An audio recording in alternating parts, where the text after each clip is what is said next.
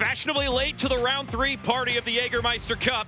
Lou City in North Carolina are ready to go this Sunday evening for a quick rematch after last week's bout in Cary, North Carolina. Welcome one and all to this broadcast. My name is Mark Schoenster. I am joined by Chris Nurse for some Sunday round 3 action in the USL Jägermeister Cup. A big game for both of these sides. Each of them need 3 points in this one. And as I mentioned earlier, Chris, they played last Friday.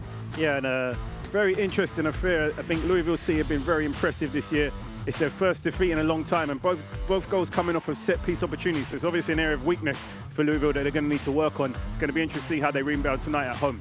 It's their first loss in league play this season. Lou City, that is, North Carolina, will be looking to make it back-to-back wins in this matchup.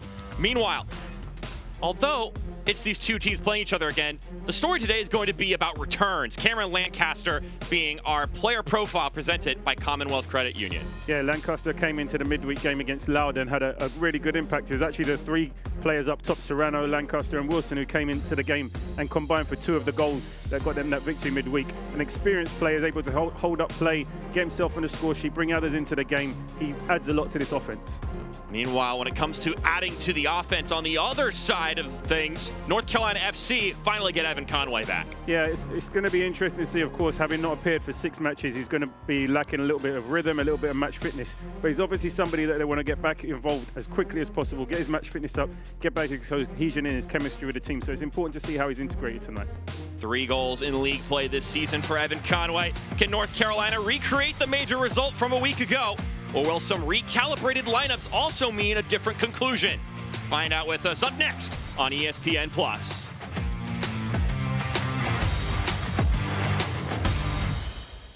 Power up your summer fun with the power of choice. Toyota's lineup offers the most electrified hybrid and all-wheel drive choices out there, like the best-selling Tacoma with up to 326 horsepower and the built-in the USA Tundra.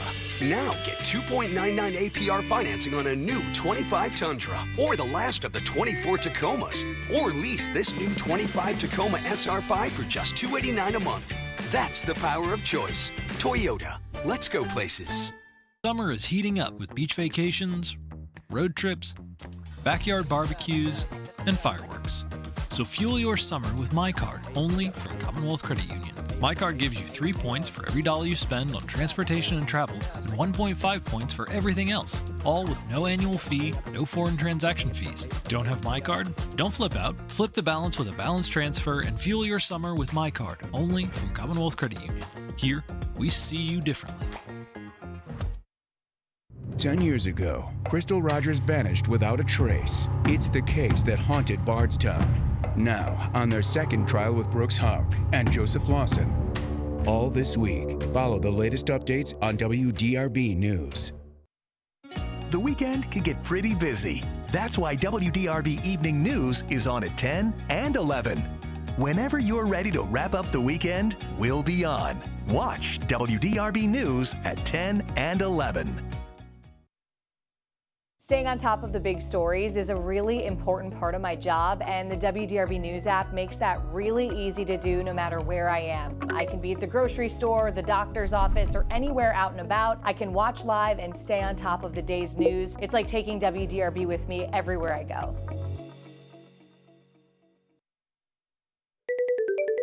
Hey, what's up? I know you're watching the game, but make plans to join us for WDRB Mornings. We're on all morning on Monday with the latest news and weather updates.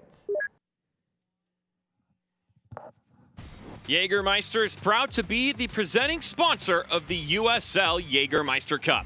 Take a shot at glory and celebrate the magic of this exciting tournament all year long.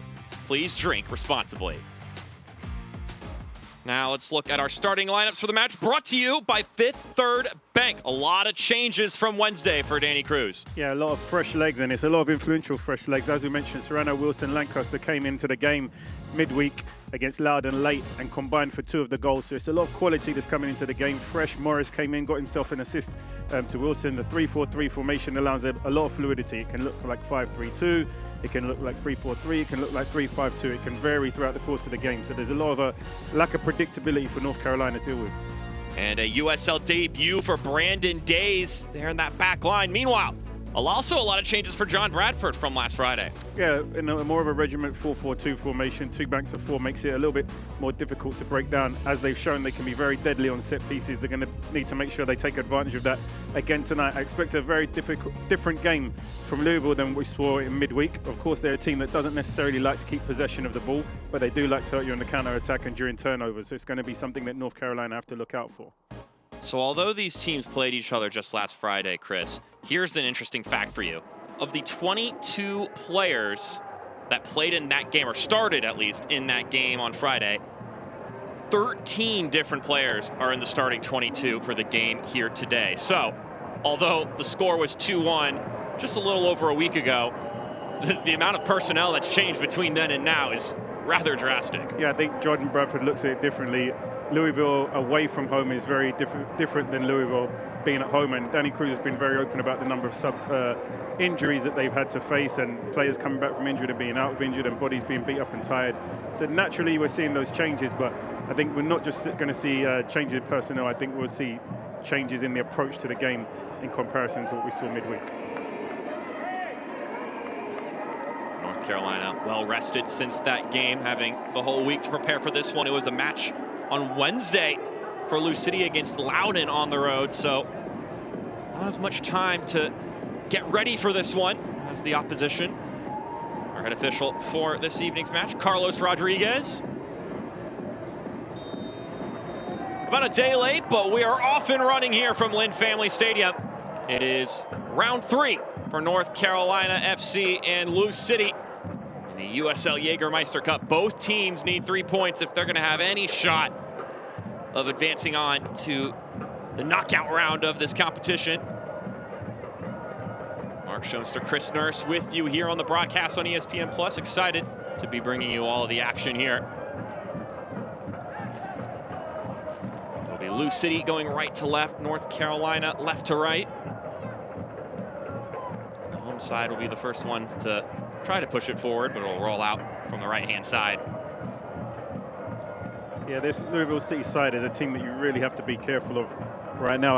I think, admittedly, Danny Cruz said Wednesday night the game plan went to exactly how he planned it. Probably wasn't their best performance. Their possession was somewhere in the mid 20% in comparison to Loudoun, who were in the mid 75%. But imagine having mid 20% possession and you run out of the game 4-1.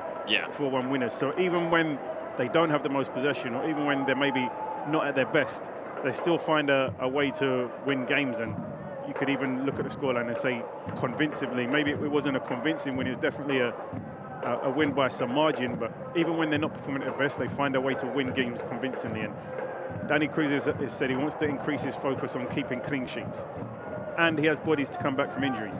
With those 2 things to add to where they are right now, leading the USL Championship Eastern Conference, you can only envision them getting stronger and more solid and secure as we approach the final third of the season. So I think it's really a team that you have to watch out for doing something special this season. And of course, they're not just focused on the league and playoffs. They want to win every competition that they're in, including this competition right here. Of course, he's frustrated at the fixture scheduling. These 2 are playing each other back to back. They've already played Loudoun 4 times this season, so there is some arguments about the fixture scheduling and the way things have planned out for Louisville City, but they found a way to put their head down and get things done irrespective of some of the challenges that they may have faced. To go back to your original point, I mean, how often can you say that having 24% possession in a game is also pretty much going according to plan for how you expected a match to go? That's pretty phenomenal. Yeah, and I think it's important to give Danny Cruz credit to sticking to his principles. I think we're in a day and age where everybody is copying everybody, and everybody wants to be Barcelona, everybody wants to be Pep Guardiola and control and dominate the ball. I think there's also ways to win games and control the game when you're out of possession of the ball, and Danny Cruz was very reflective that he recognized that Loudoun are at their weakest when they have possession of the ball, because most of the goal scoring opportunities they concede is when they have the ball in their half and they turn it over either with a bad pass or just poor playing out from the back, and it provides goal scoring opportunities for the opponent. So he said that he was happy allowing them to have the ball. He actually knows that those moments were going to create more goal scoring opportunities for him than allowing his team to have 60-70% of the ball. So it's a very smart way to approach the ball. The game, of course, most coaches will say if you have the ball, the opponents can't score, but that wasn't the case in the game against Louisville and Loudoun midweek. It was ugly, but it was what they were looking for. Yeah, it was a efficient in terms of getting 3 points. From a fan's perspective, well, there probably wasn't too many Louisville City fans in Loudoun for the game, so it wasn't a place where they needed to go and entertain the fans. As we spoke about, the game normally looks vastly different when Louisville City are at home in their home stadium, in their familiar surroundings in front of their home fans, and we'd expect them to see them take a little bit more dominance in how the ball is possessed and the flow of the game tonight. Commonwealth Credit Union. To learn more about how we could help you meet your financial goals, visit WeSeeYouDifferently.com.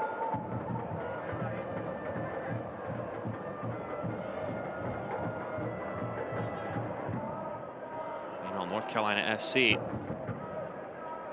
still getting to think about and relish in that victory last week against Lou City. Their first victory against Louisville since March 9th of 2019. So Lou City has had the better end of this series in recent years.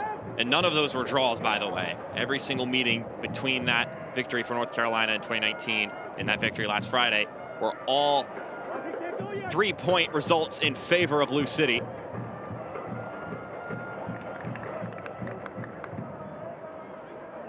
That result, an important step for the group. John Bradford was telling us, the head man for North Carolina. It's another example to show the squad that they can hang with anybody. They've already beaten Charleston this year. Now they've beaten Louisville, which obviously they hadn't done in quite a long time. So a good signifier that this North Carolina team is not messing around.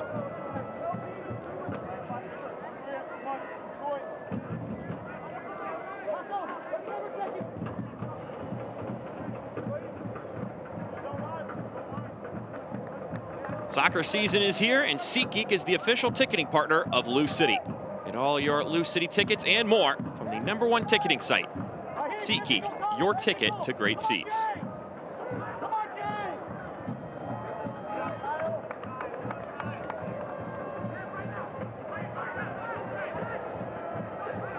It does look like North Carolina also playing in a 3-5-2 formation.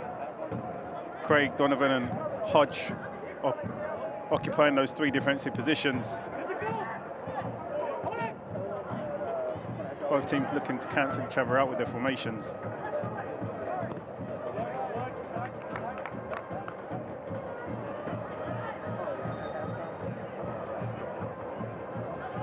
Back 3 for these two sides. You already mentioned Connor Donovan, Paco Craig, and Tristan Hodge. On the other end, you've got Kyle Adams, Josh Jones, and then Brandon Days making his USL debut for Lou City. Just 16 years old.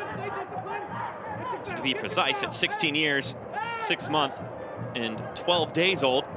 He's the second youngest Lou City player to appear in a USL match, behind just Josh Winder, whom we all know where his career trajectory has taken him, going all the way over to Benfica.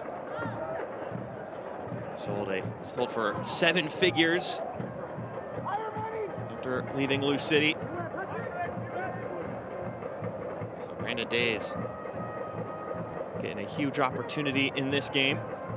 Yeah, you do Posh on the bench, Dia on the bench.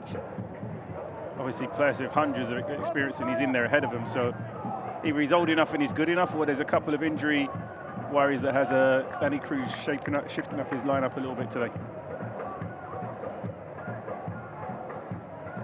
From Louisville proper, tied to the University of Louisville. His mother, Karen Ferguson Days, is the coach of the women's team for the Cardinals. So you spot out 83 on the pitch. That's who we're talking about.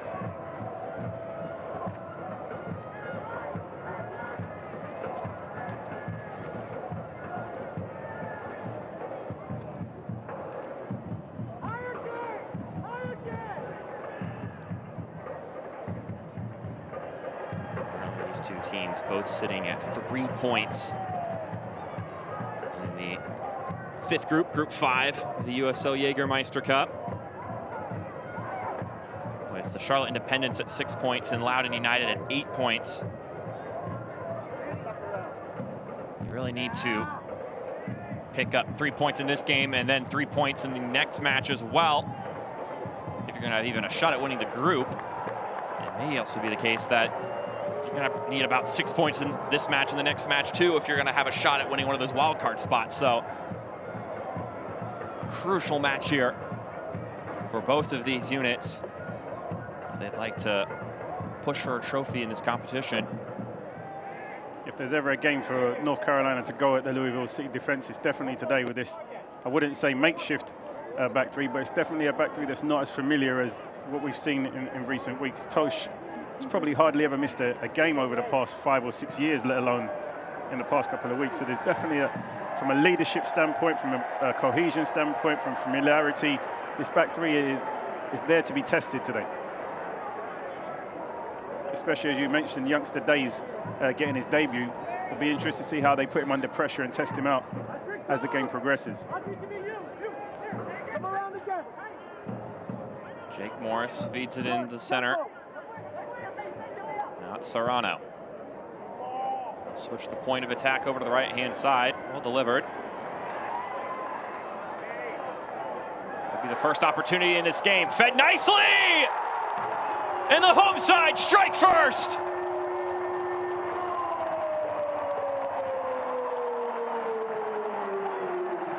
Jansen Wilson scoring again for Lou City.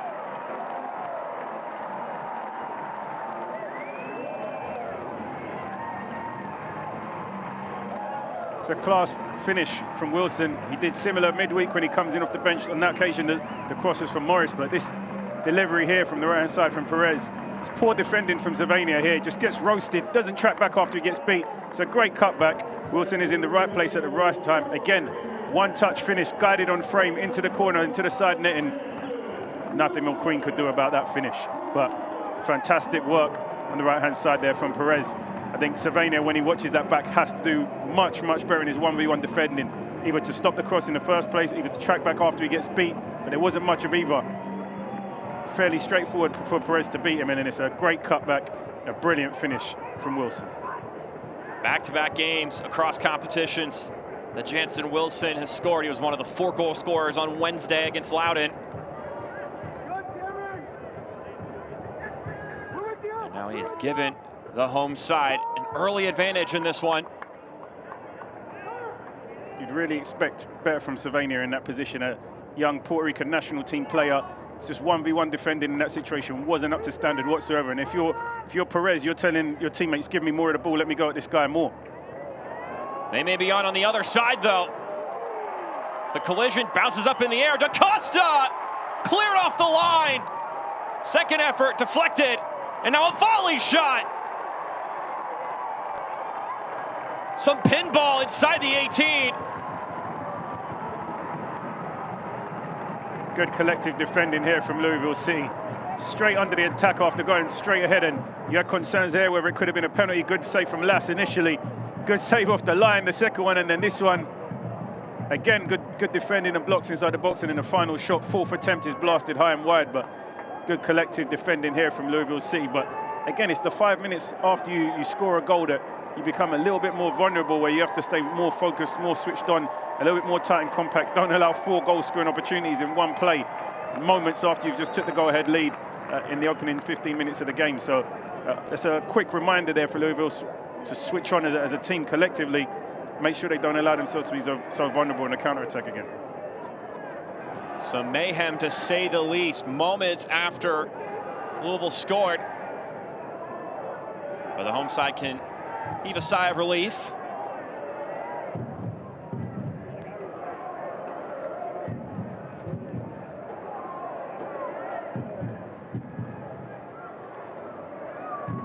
Damian Loss boot this one down the pitch, recollected by North Carolina.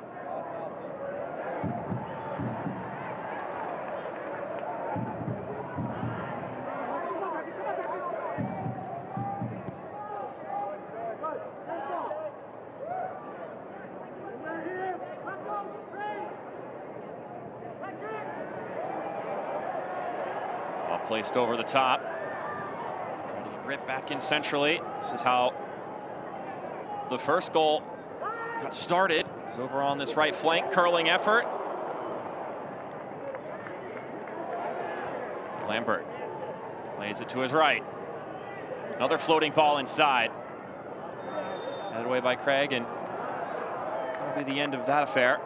Yeah, and I was about to say, for Louisville City, why deviate from what's working for you right now? Get Perez isolated 1v1 in the wide areas on the right-hand side and continue to challenge them and see if they can deal with him. There's 2, 3, 4 crosses he's delivered unchallenged. For North Carolina, you've got to get out and stop the cross. You'd rather stop the cross than have to defend the cross inside of the box. You've got to put pressure on the ball. You've got to get out to him quicker. You've got to be better in your 1v1 defending situations. And so far, they've not done that. So for Louisville City, you continue to attack down the right-hand side until they find a solution, and then maybe it unbalances the left side and you start to switch the point of attack or go through the middle of the park. But if you're Louisville City right now, you continue to bombard this left-hand side of the field for North Carolina and force them to see if they're able to improve defensively, or you're going to continue to get opportunities down the side of the field. You briefly touched base on it earlier, Chris, which is the idea of playing at Louisville is a lot different than hosting Louisville. John Bradford mentioned when it comes to tough road games, which they've got this one and then another one coming up at Charleston after this back in league play, he said that the margin of error is so much slimmer. It's not necessarily about changing your strategy or approach, but you just don't have as much leeway as far as mistakes are concerned. And he said the last 2 road matches against Lou City and Charleston are great examples. They got up in both those games, then you lose a little discipline, and then those games get away from you. The Lou City matchup, of course, being when these 2 teams met in the postseason. Yeah, I think one of the things that when you're playing against top sides, and undoubtedly in the USL Championship, Louisville City are a top side, you have to stop the deliveries. You have to stop quality deliveries from wide areas. They didn't do that early in this game. And then you have to track runners in the box. You have to put pressure on players in the box. As you saw, Wilson was all alone to find that ball and slide it into the side net. Not doing those 2 things well against top teams is obviously going to lead to goals conceded, especially so early in the game. So it's key moments against a lesser side. Maybe they don't punish you because they don't have the quality or the players don't have the quality to finish. But against top sides, you expect them to have the qualities in delivery and players to have the quality in the finishing. And Louisville City have displayed that very early on in this game, that if you give them time and space for quality deliveries from wide, you let players run into the box unmarked, you're going to get punished.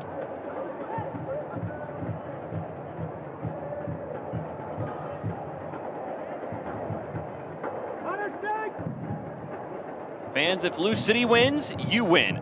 This season, Lou City has partnered with Penn Station to give you a free sub with the purchase of another. The offer is valid the following day after a win. Head to any participating Louisville area Penn Station location to redeem and say Lou City won at checkout, or use promo code LouBogo25 online. Running down this right-hand side is Burner if he can get to the ball, but ushering it out of play is Josh Jones. A rookie doing well here.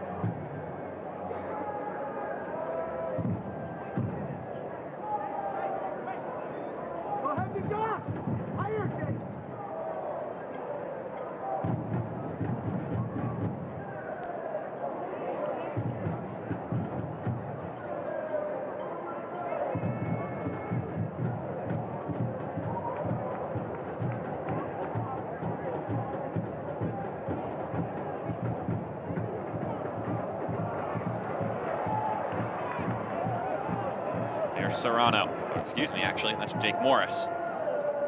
Here we go over to the right-hand side again. Serrano doing well there to block it.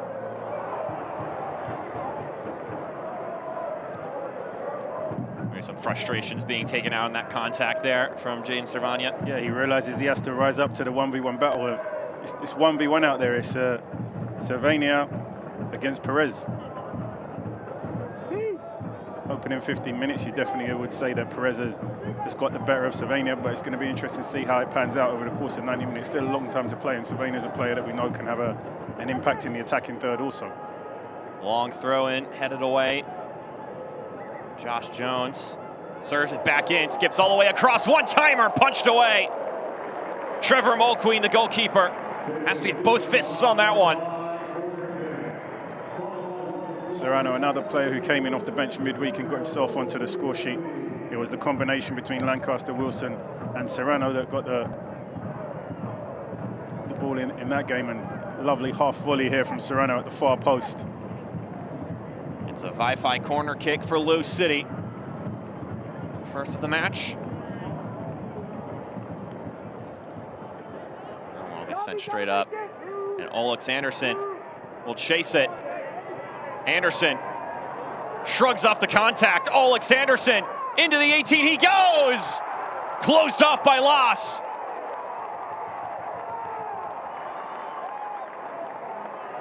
There's game-winning goals, and then there's game-winning saves. And I think from Lass, that is a match-winning save. You have to give Anderson so much credit here. And he's now put the Louisville defense on awareness. If they press high and they leave space behind, he's going to burn them every time.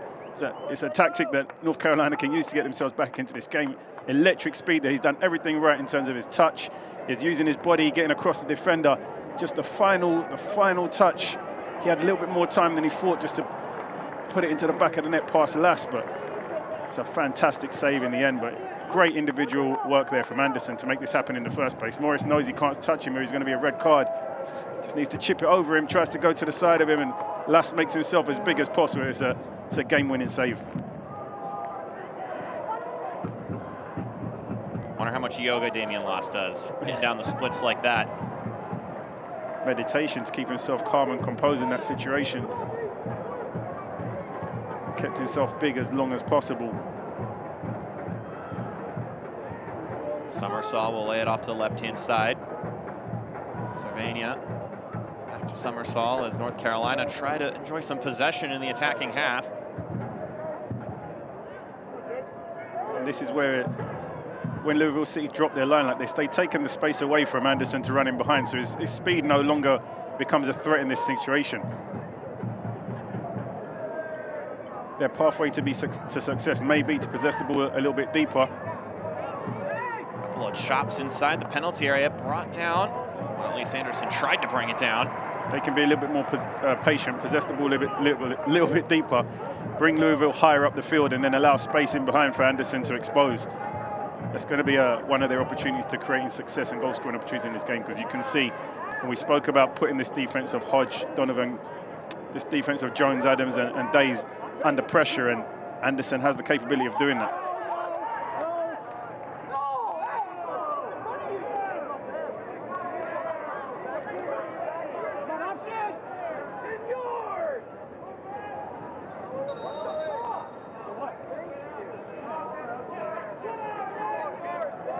This portion of tonight's match is presented by Toyota and the Kentuckiana Toyota dealers. Of course, he'll be frustrated that he hasn't put his team back on level pegging with that opportunity, but he has to forget it very quickly. And honesty it's an opportunity that he really created himself with his tenacity, his energy, his speed, and his pace. It's not an opportunity that you're expected to have. He creates it from deep in his own half. It starts it off and finds himself in front of Lass, in front of goal. But there'll be more opportunities if North Carolina are patient and they possess the ball in these areas and able to drag Louisville City higher and expose the space in behind at the right moments.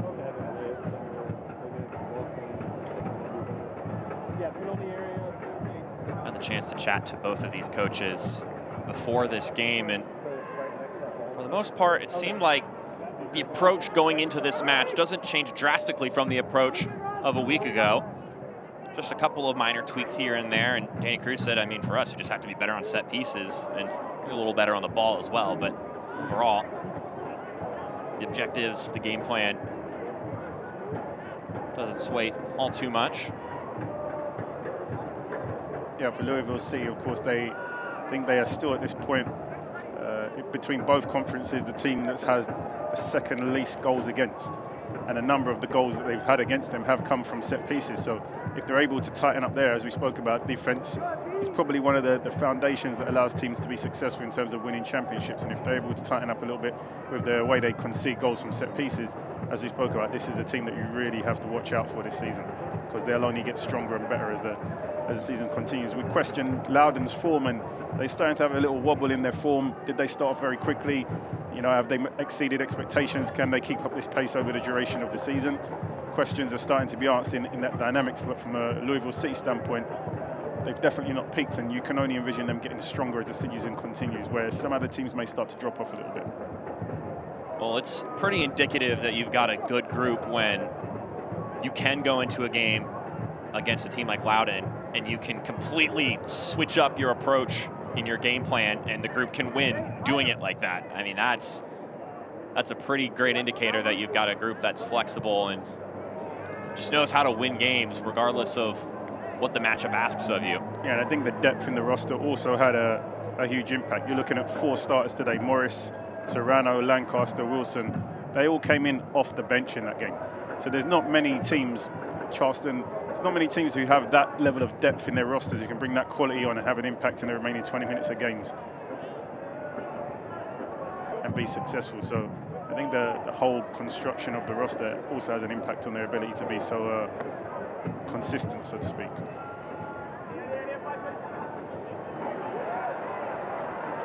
Blue City midfield winning it back here. Kevin Lambert, the one wrestling it for the home side.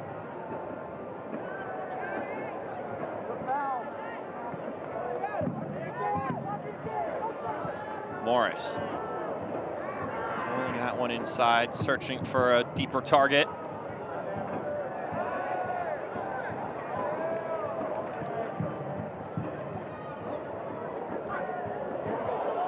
Have another go at it from out wide. A lot of air underneath that one.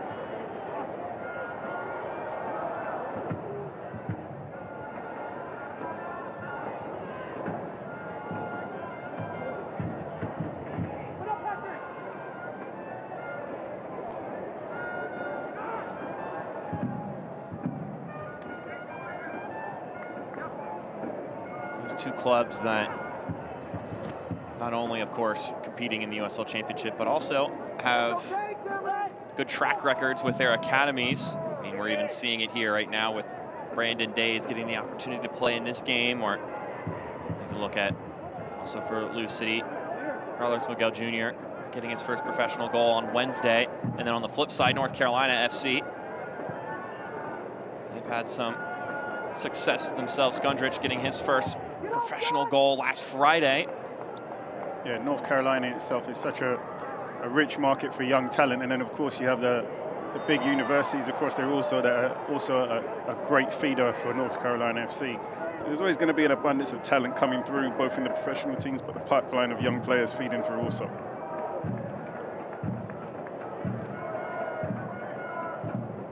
Excuse me, Finn Sundstrom earlier, the one who scored last Friday, the academy kid for North Carolina.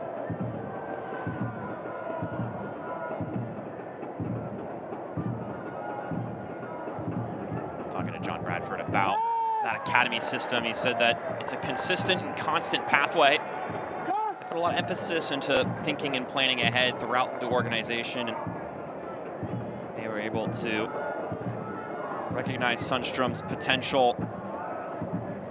He's around 15 years old. In North Carolina, in honesty, they've always had a very distinct style of play as an organization, from the Railhawks through to NCFC. So it's an organization that likes to put the ball down on the surface, and a beautiful surface they have there in Cary, and they like to play great soccer from front to back.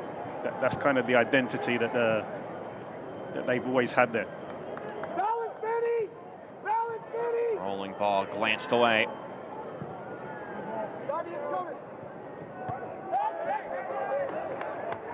Just at a play for North Carolina ball.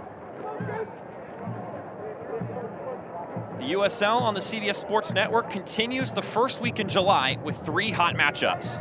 Birmingham Legion FC takes on Charleston Battery at 8 p.m. Eastern on Wednesday, July 2nd. Last season champs Colorado Springs Switchbacks FC welcome Lou City on Friday, July 4th at 9 p.m. Eastern. And then lastly, Charleston Battery battle it out with North Carolina FC on Sunday, July 6th at 5 p.m. Eastern. You can catch all the action on the CBS Sports Network. So both of these sides getting a look on the CBS platforms here in the not too distant future.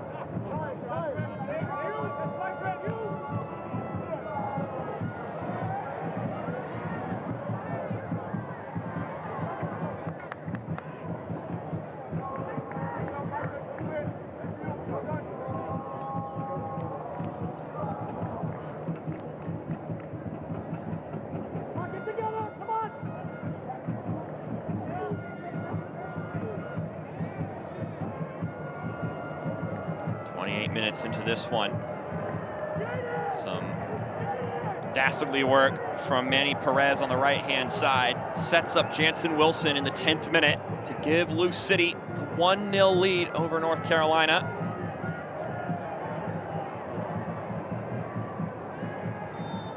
Louisville City have definitely had the better of play with the ball, but you could argue it could easily be 1-1 right now based upon chances. Wilson obviously converting his chance, but Anderson had a fantastic chance to get the equaliser, along with a couple of half chances from a counter-attack where it got saved off the line, and Lass made another wonderful save. It's been chances at both ends for both teams. Both sides with 2 shots on target.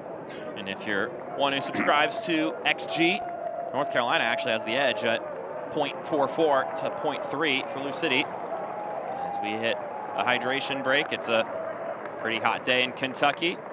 Weather currently flirting with 90 degrees. It certainly feels like near 100 degrees there in Kentucky. So certainly warranting this moment of stoppage and hydration. Yeah, and both teams have to approach the game in ebbs and flows with the heat. There's going to be moments when they can go and be aggressive and press, like the opening 50 minutes of the games. Both teams are pretty aggressive. And then they have to slow down the tempo a little bit. As we spoke about, as good work as is from Perez, the defending from Sylvania there is embarrassing to say the least. I'm sure he's going to be having words with his coach about his, not just his ability to defend, but his commitment to defending in that instance. I don't think there was much of it in either aspect. It's something he's going to have to drastically improve on. As you mentioned, a couple of chances for North Carolina on the other side. There is this hectic sequence and then this self-produced chance from Olex Anderson.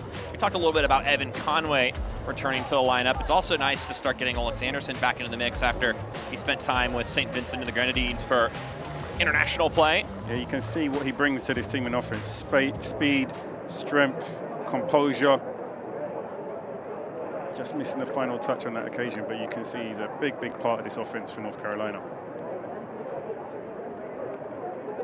Trying to get that combo working again. Conway and Anderson. Certainly a duo that can cause some fits.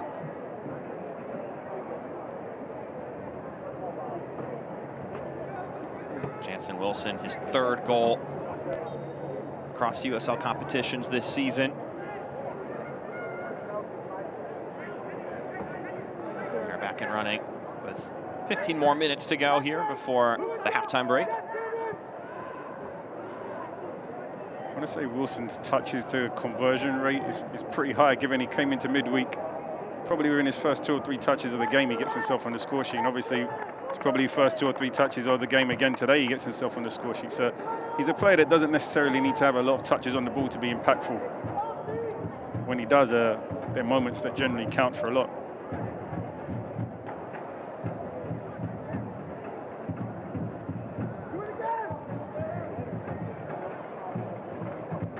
Good way to get yourself some more minutes real quick.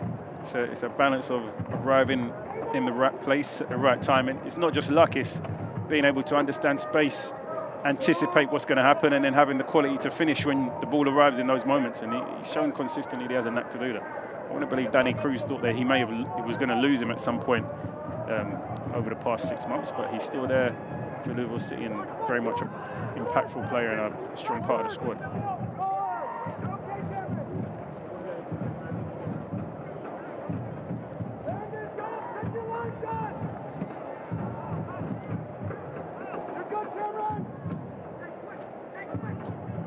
Talked a little bit about that North Carolina Academy, and Lou City also, of course, with some success developing young talent as well.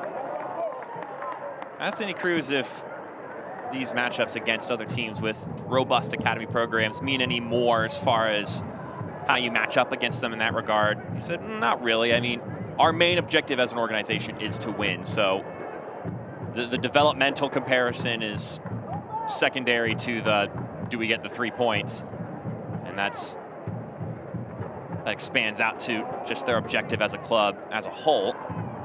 But and the reality is sometimes come place with that. They're not often, it's very rare that they're signing players for 1 or 2 million. They're normally picking up players when they're out of contract, free of expense. So it's not at the stage yet where they're having to spend on transfer fees consistently. which I think is what really comes into play when you're developing your homegrown talent. It saves you having to spend money on transfer fees because you have your own pipeline. Obviously, the league is getting to that stage at some point, and it does happen on the odd occasion, but more often than not, I don't think that's a big concern as yet in USL. I think there's been a couple of teams that have maybe been able to capitalise that and sell their younger players off to bigger markets and been able to make money from that aspect. More so than having to spend on transfers themselves. I think that's where the value is having those young players come through and being able to send them off to bigger and, I wouldn't say better, but definitely bigger opportunities in Europe and more renowned clubs, even into some of the bigger leagues within the ecosystem in the US, and being able to reap financial rewards of that and continue to grow and develop your program or strengthen your squad in its existing format. And the nice thing is that you don't have to be a focused club in order to reap the benefits of developing young talent. Obviously, if you bring in a young guy from your system and he can help you win games, then yeah, I think you've done it right there. There's so many examples of that. You have Milan Iloski, Orange County, and Norris County maybe probably a team that are a little bit more consistent with maybe not competing for #1 and developing, pushing players on. But then you also look at Charleston last year with Mark Hannick. They have the best attacker in the league moving on, and they're still as strong this year. I wouldn't say it's stronger, but they're definitely still as strong this year. You'd be surprised that they lost a player who got them 30-odd goals and was a league MVP. You thought that was going to leave a big hole behind them, and they probably weren't going to be able to recover that from a couple of seasons, but they managed to bounce back very quickly.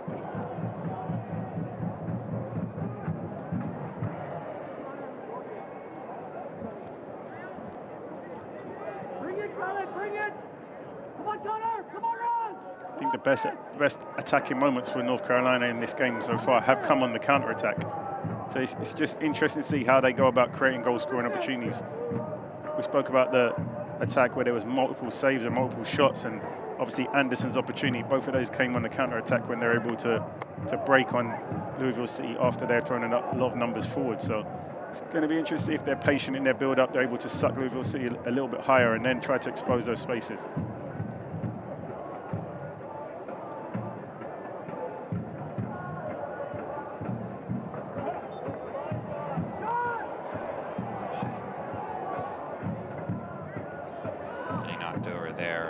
Tristan Hodge, and that'll be Craig who takes it forward before rolling it in centrally. Not a bad idea over top, trying to find Conway, but Damian Loss is privy. Watch the USL Championship in Spanish on 2DN, the nation's leading Spanish language sports network. Oakland Roots SC face off against Detroit City FC on July 5th at 10 p.m. Eastern. Go to USLChampionship.com for the complete USL TV listings.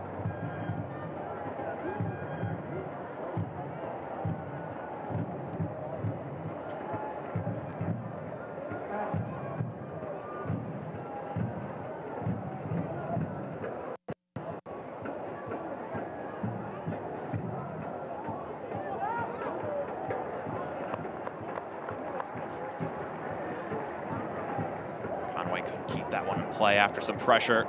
New City win the ball back. Still with the advantage 1-0, thanks to the Jansen Wilson goal.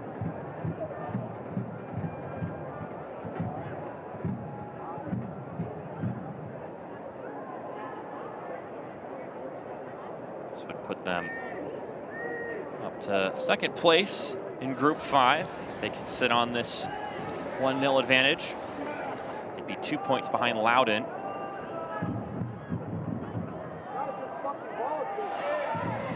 As a reminder, the group winner guarantees that they advance on to the knockout round. As a yellow card is issued. It's a second yellow card in the Jägermeister Cup for Ray Serrano. Trivial foul. He just loses possession of the ball and just chooses to have a swipe at Paco Craig, I think it was, in that situation. Craig gets the better of it and he just kind of kicks out his heels. Referee's right here. That yellow card is presented by Bone Dry Roofing. The first booking here of the evening. Ray Serrano getting his second in this cup competition. As I was saying, though, there are 2 wildcard spots up for grabs for the 2 next best finishers across the groups in this Jägermeister Cup.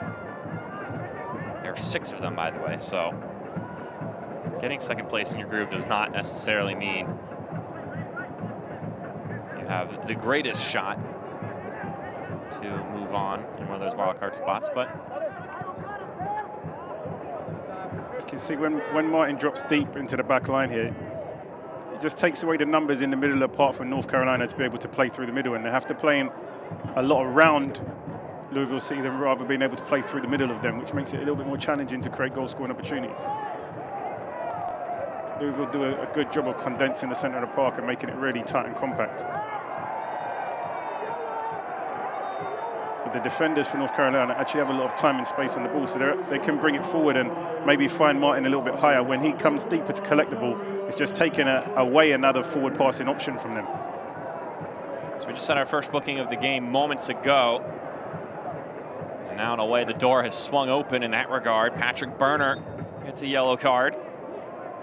Petulant fouls. He'll pull on the jersey. Unnecessary. There's no threat there. There's no danger. It's very needless. That yellow card presented by Bone Dry Roofing. It's 2 yellow cards that really pet peeves for me. It's pulling shirts and for talking. I'd rather, if you're going to get a yellow card, make it for being a strong challenge on somebody or like something that's going to leave a mark. When you get yellow cards for talking or shirt pulling, they're just really like yellow cards that really frustrate me for players. Yeah, you want them to at least feel it, right? I think, yeah, if you can, I can stomach if you're making an attempt to win the ball and you slightly mistime the tackle. Right, I can stomach that. But just not being able to control your mouth and talking with the referee or pulling a jersey because you're defending is poor. They're 2 yellow cards that really frustrate me for players.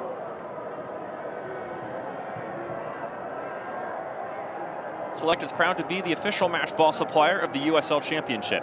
From the Academy to the big leagues, Select is there every step of the way. Visit us.select-sport.com for the latest Select products, specials, and more. Select, the player's choice. Here come the home side. It's Lancaster. Cameron Lancaster running out of real estate. He's able to squeeze it inside. Mulqueen's there for it.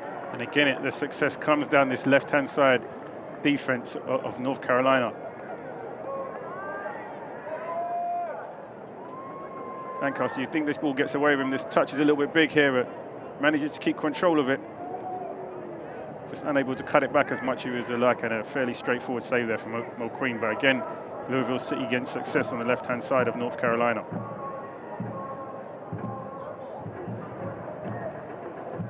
I wouldn't necessarily say it's an area of weakness, but it's definitely an area that North Carolina need to think about how they can tighten up and make it a little less vulnerable than it's been in this first half.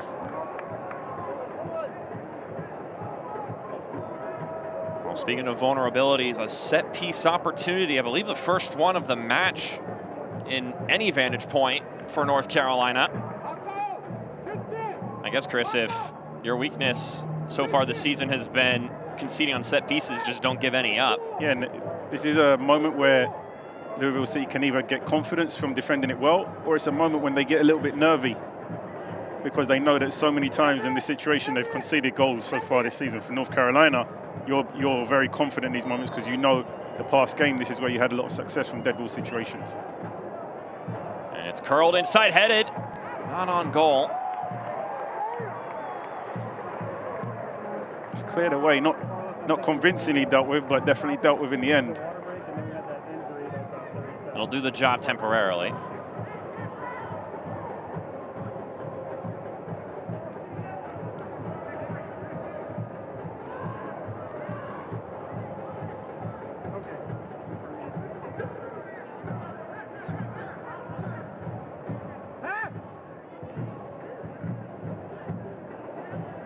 Raheem Summersaw with the possession. Big touchline for Colin Martin to pick up, but rolls off the toe incorrectly.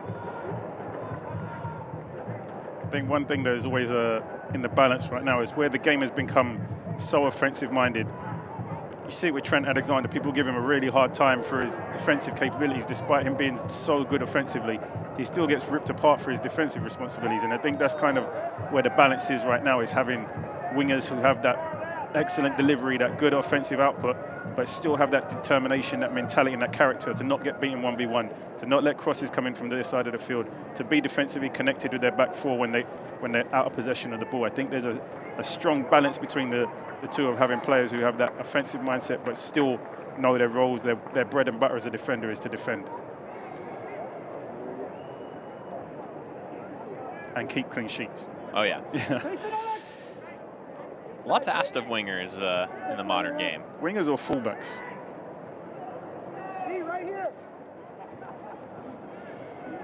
If we're talking about wingers, well, wingers now have to defend just as much as fullbacks. I think there's so much flexibility between the two positions right now. That'll skate across the face of goal. Because wingers now are more inverted. So the crosses, if they're coming from the wide area and it's swinging crosses, it's normally coming from the fullbacks overlapping, being the offensive players getting high. And the wingers, so to speak, are the ones inverted, coming in, trying to get shots off or linking up with the number 10s inside. So it's very different. There's not so many old school wingers who want to get the ball and take players on down the outside. Most of them now want to come inside. And of course, there's statistics that say it leads to more goal scoring opportunities when players have those capabilities to coming in, swinging. I think you need to be able to do both. You need to be able to challenge the opponents or the defenders in both ways, to know that you can take them on the outside or you can come inside of them. I think it's harder for defenders to mark you when you have those capabilities as a winger.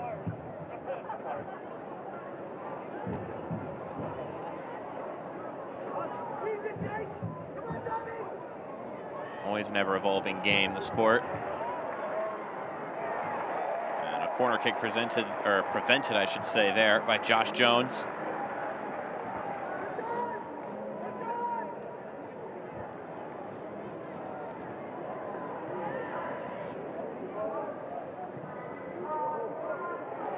Curling ball, not caught on first contact by Damian Loss, but he's able to secure it before it got too dangerous.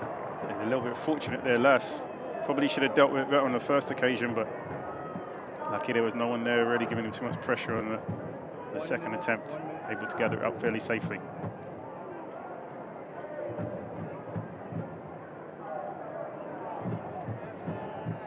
Worth mentioning, stoppage time presented by Louisville Muhammad Ali International Airport. See the 2 minutes tacked on here. Lou City looking to go into the break at least up 1-0. North Carolina love to generate one more chance before going to the dressing room. Now, as you spoke about, Louisville City are the team that did have a game midweek. North Carolina had the full week to prepare for this fixture. So if there's any fatigue, it's going to kick in for the second half for Louisville City. So as we mentioned, there's 4 changes, more than 4 changes to the game to the team that started midweek. So some of these legs are fresh, but they still have that additional load from midweek. So it's going to be interesting to see how North Carolina come out in the second half. They definitely have to compete a little bit more. They have to be a little bit more dynamic in the counter-attack, and they have to make their chances count. Cervania drills that one in center, but ultimately just finds a navy blue jersey. And the whistle sounds, and that man is the difference in this one thus far. Jansen Wilson scoring the leading goal in this one in the 10th minute, courtesy of Manny Perez's work on the right-hand side. 1-0 your scoreline. Yeah, after a fairly dynamic and opening 20 minutes, the game did become a little bit flat for both teams. Louisville City took the lead. North Carolina had a couple chances shortly after to get the equalising goal, but weren't able to capitalise. And the game kind of flattened out from an intensity and quality standpoint from both teams. So it's going to be interesting to see how the second half starts.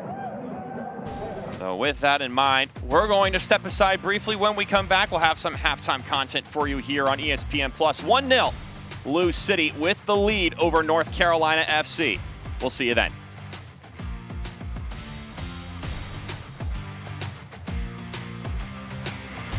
You ready to lose? Oh, you wish. Let's go. It's time to power up your old checking account. That's why Commonwealth Credit Union created Power Checking. This incredible all-in-one account powers your spending and with built-in high-yield savings, grows your balance at the same time.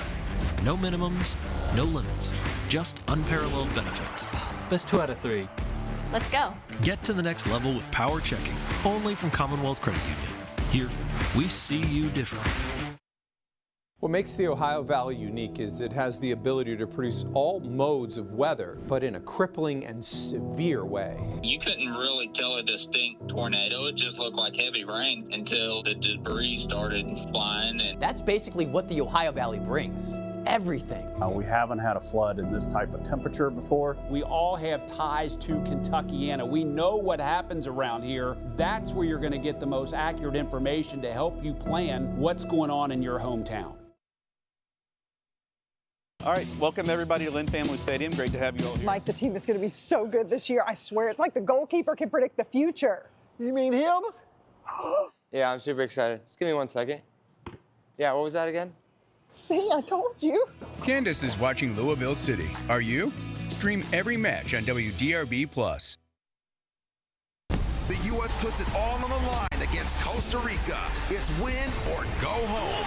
The Gold Cup quarterfinal, Sunday on Fox. Power up your summer with Toyota's Power of Choice. Toyota's lineup offers the most electrified hybrid and all-wheel drive choices out there, like the family favorite Toyota Highlander or the bigger, more powerful Grand Highlander. Both are built right here in the USA. And now you can get a new 25 Highlander or Grand Highlander with 4.99 APR financing and get 2 years no-cost maintenance. That's the power of choice. Toyota, let's go places. 1-0 your scoreline here at halftime on ESPN+. It's Lou City against North Carolina FC. Mark Schoenster, Chris Nurse with you here on the broadcast. Jansen Wilson with the leading goal to start things off here. As we take a look at the standings, I mentioned it earlier, Lou City goes all the way up to second place with 6 points, which puts them just 2 behind Loudoun. North Carolina is the one who will have a bout with Loudoun in the final round of the group stage in the Jägermeister Cup. So Lou City maybe hoping that if this result stands, that then North Carolina can do them a favor in that final match day of the season. Lou City still has a game against Lexington in this group as well, who are at 4 points after a comfortable win against the Richmond Kickers in the last matchup. That being yesterday when most of these games took place. It was also when this game was supposed to happen. With that, we're going to step aside quickly. When we come back, we'll have some more halftime content for you here on ESPN+.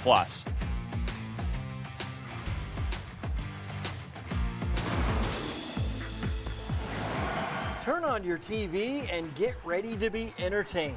Few things can captivate a mass audience like live sports. And if a broadcast feels like magic, a lot of people just think you flick the switch and it's easy and it magically appears, but there's so much that goes into it behind the scenes. Mike Friedman is the vice president and executive producer at NEP Media Services. For USL national broadcasts on CBS, Friedman's team is close to 40 people. They're led by the producer and director. That's for any production. And then from there, you have associate directors, you have graphics people, you have replay people, you have the camera operators, you have engineers, you have tech managers, all working for that one common goal of a smooth broadcast. Now here's something you may not know. At NEP in South Florida, hundreds of broadcasts in the USL Championship, League One, and Super League are broadcast remotely. All stadium cameras feed directly to NEP. And just like a truck on site, camera shots are switched live. And there are eyeballs on the product. In April, CBS's production of Phoenix Rising FC at San Antonio FC peaked at 776,000 viewers. The way we do TV for other sports is different than soccer. So it's finding that sweet spot of taking what people are used to seeing and adding that American TV touch into it.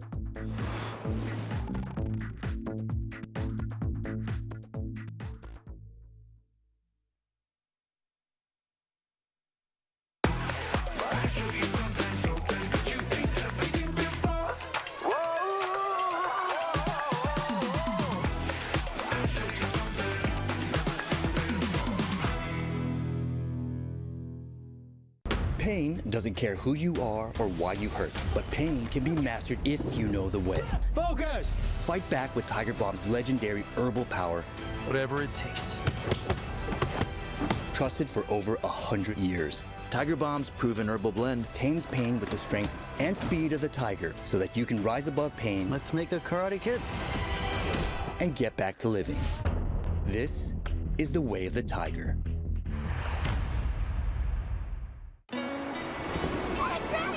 Wait, come back!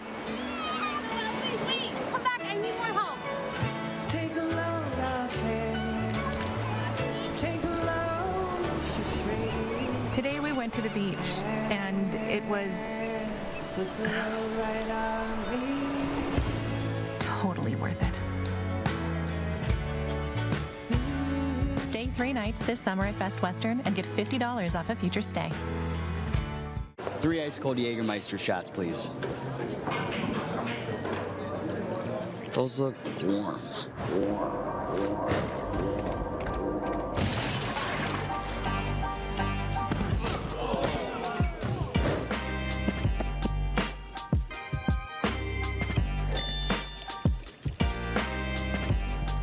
Serve it cold or don't serve it at all. Jägermeister. Damn, that's cold. Brilliant strike from Nicoleno. Puts the Switchbacks up 1-0. Slotted toward goal. A flying start for Charleston Battery at home. Power up your summer fun with the power of choice. Toyota's lineup offers the most electrified hybrid and all-wheel drive choices out there, like the best-selling RAV4 and the super fuel-efficient RAV4 Hybrid. Now get 4.99 APR financing on a new 25 RAV4 or 5.99 on RAV4 Hybrid. Or lease this gas-powered RAV4 for $329 a month with 2 years no-cost maintenance included. That's the power of choice. Toyota, let's go places. We welcome you back here for halftime here on ESPN Plus. Lou City leading 1-0 over North Carolina FC. Mark Jones to Chris Nurse with you on ESPN Plus. The home side looking to jump up to 6 points in the group.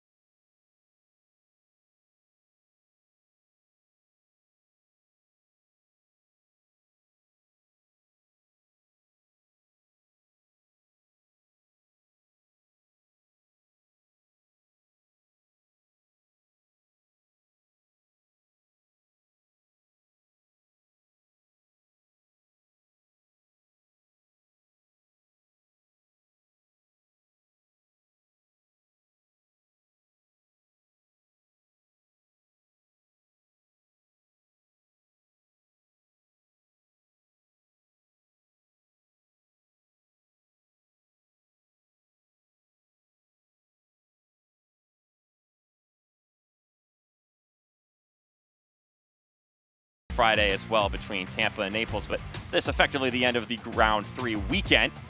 And with that in mind, we're going to step aside for a quick break. When we come back, we'll have the halftime highlights and stats for you before kick.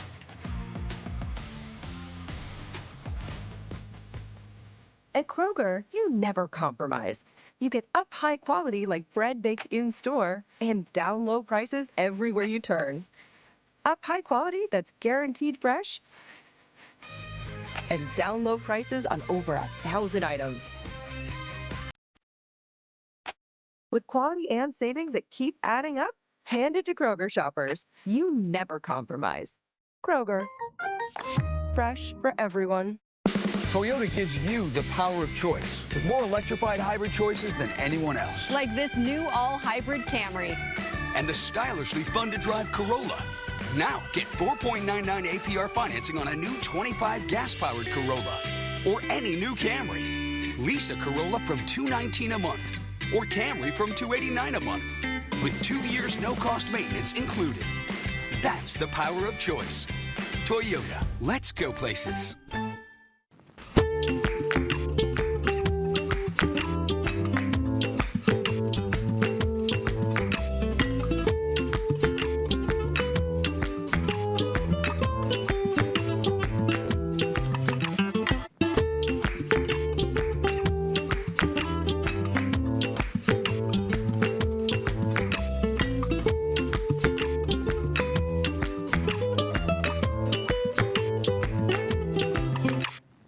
This is my grandpa's belt. He wore this thing for 30 years. That's a great belt. This is my grandpa. Huh. You can't buy a belt like this in the big box store because most belts suck. They peel, they tear, they break. I wanted a belt like this one, so I made one. With full grain leather, solid brass hardware, and robust stitching. I can have a belt just like my grandfather's. The handcrafted belt by Clayton Crew. Jägermeister is proud to be the presenting sponsor of the USL Jägermeister Cup. Take a shot at glory and celebrate the magic of this exciting tournament all year long. Please drink responsibly.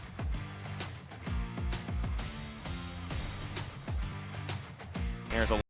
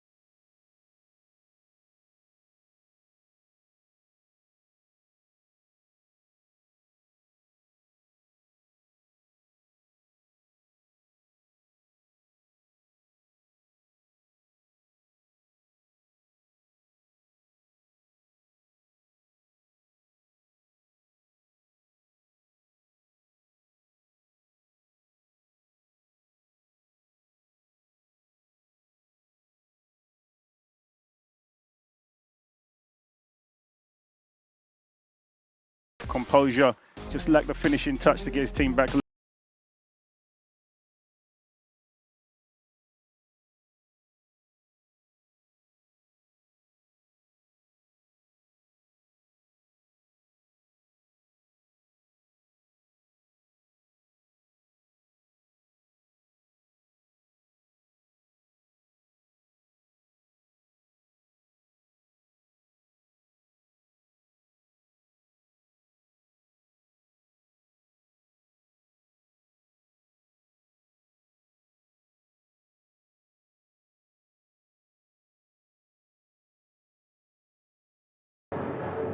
There's the man who has given his team the advantage. Jansen Wilson getting the start in this game. Was an off-the-bench contributor on Wednesday. So here's one change. That's confirmed your way. Evan Conway just allowed 45 minutes to play in this one, and Ahmad Alcock will step in. Meanwhile, Mikey Maldonado will sub on for Colin Martin. These substitutions brought to you by Kentucky Lottery, fueling imagination, funding education, Kentucky Lottery. So John Bradford making some adjustments as we get this one going again. Maldonado, after getting 45 minutes of rest, such a key piece to this team, gets back into the fray of things, looking to see if he can provide some of that chance creation that he has offered all season long. Help them find an equalizer in this one.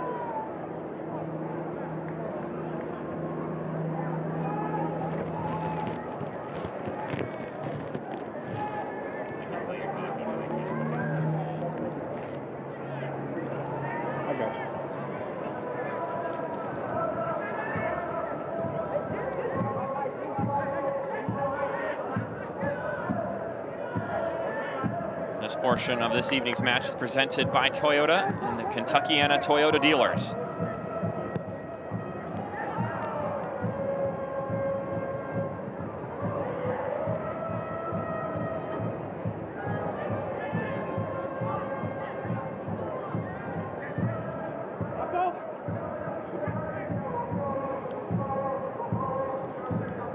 Tristan Hodge pop this one up top, fishing for Olex Anderson. Seemed to be their best offensive option in the first half. It was usually coming in transition moments, as Chris Nurse pointed out, as the first half unfolded.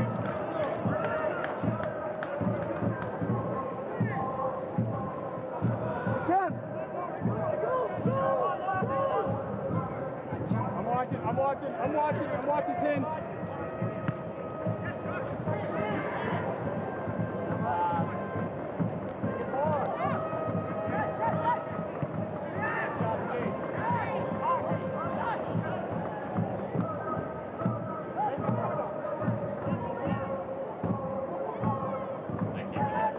Really good, B.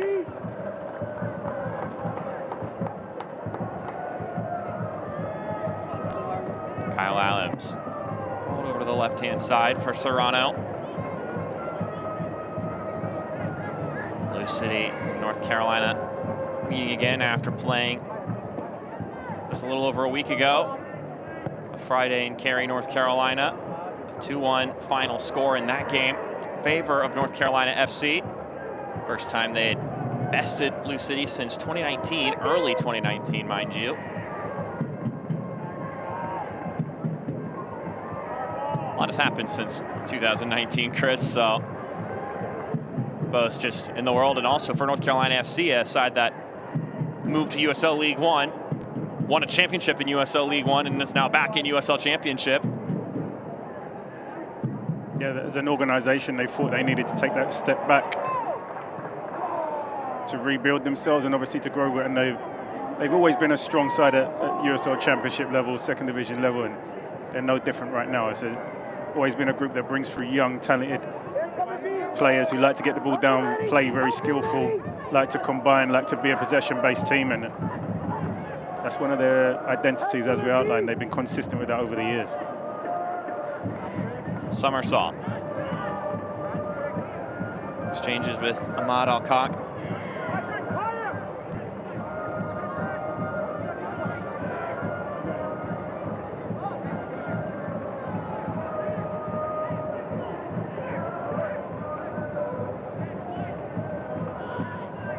I think this is where Danny Cruz doesn't mind teams having possession of the ball, because despite North Carolina having possession, they're moving it very slowly.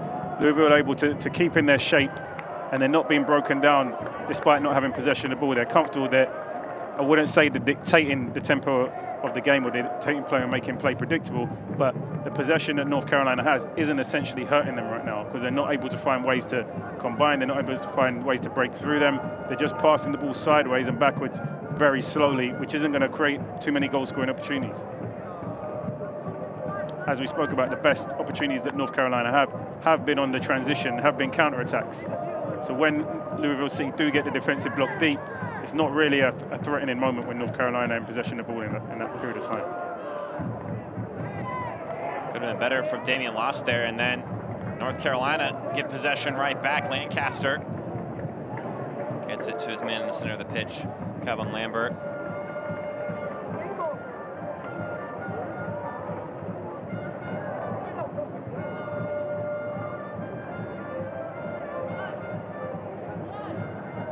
Cervania.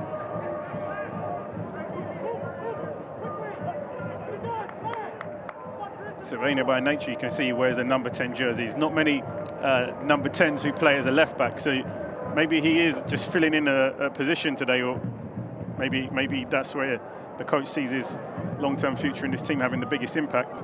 That's a lovely feed inside, and the connection ends up going towards the center. Damian Loss picks it up. This is actually a similar opportunity to what Louisville had earlier in the game, but the difference is they made this opportunity count. it was maybe their first attack or one of their first attacks in the first half, and it was in the back of the net. North Carolina, as we've spoken about, they've had a number of good opportunities, but they've just been unable to capitalize. And if you don't make Louisville City pay when you do get opportunities against them, they find a way over the course of the game to really take control and put the ball in the back of the net. So one of the things with North Carolina, when you're away from home against Louisville City, it's a hard place to come and play. It's their home stadium. The fans are behind them. They hardly ever lose here. The opportunities that you do get in front of goal, you have to be clinical with. Otherwise, it's very difficult to walk away from here with 3 points. That margin for error,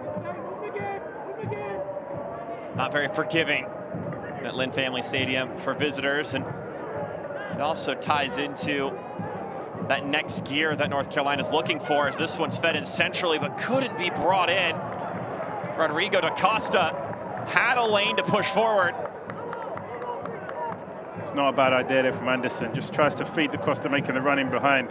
Pass was just slightly overhit, but maybe you want to see Anderson get the ball out of his feet there and pull the trigger himself instead of looking for that needle thread pass. They've got to put Lass under more pressure, take more shots at him, follow in rebounds, be a little bit more aggressive in their approach in the attacking third.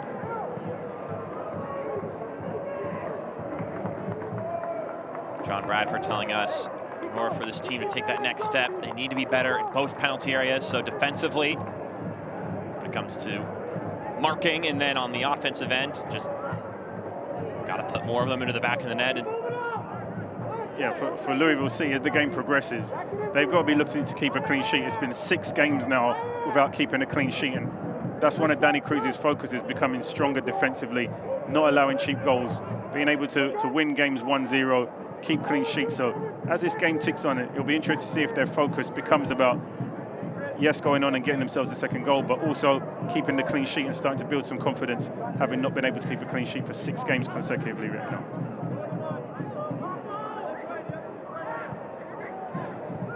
Cervania, good find inside, sprayed out wide.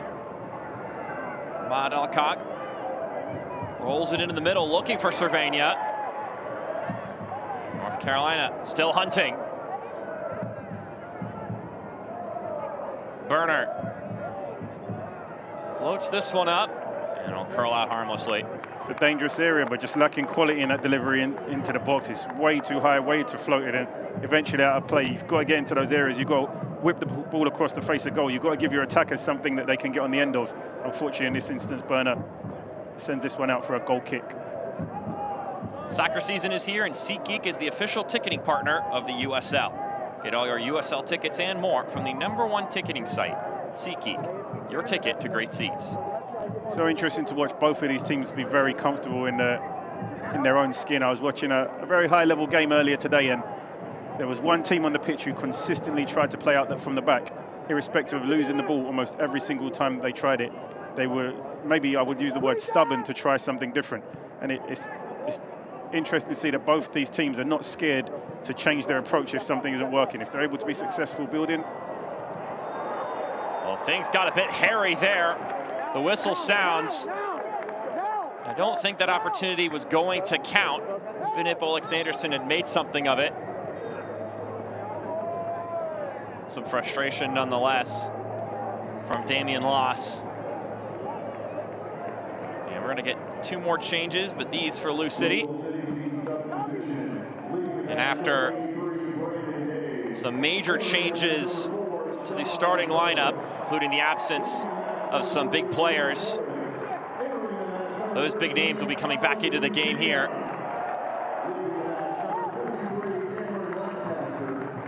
So, Lancaster is out, and Philip Goodrum will step in. And then you talked about not often does Sean Toach miss any time. And so he will return. And on top of that, Amadou Dia is into the game. It also means that Brandon Days, the youngster, will see the end of his first ever shift in the USL without his backline conceding a goal. Yeah, I think he done very well. He looked very comfortable out there. I thought there was a few moments towards the end there where Anderson was getting pitched up against him, and obviously the strength, speed, and Anderson, if they end up in a 1v1 battle between those two, you figure that Anderson may end up getting the better of him in the end. But I think he had a very good first game. This kid's born in December 2008, which means he's almost a U16 player, and here he is competing at the USL Championship. And I'm a big advocate that this is what young players need to really advance and develop. They got to be competing and playing alongside men at this level so they can really learn their trade.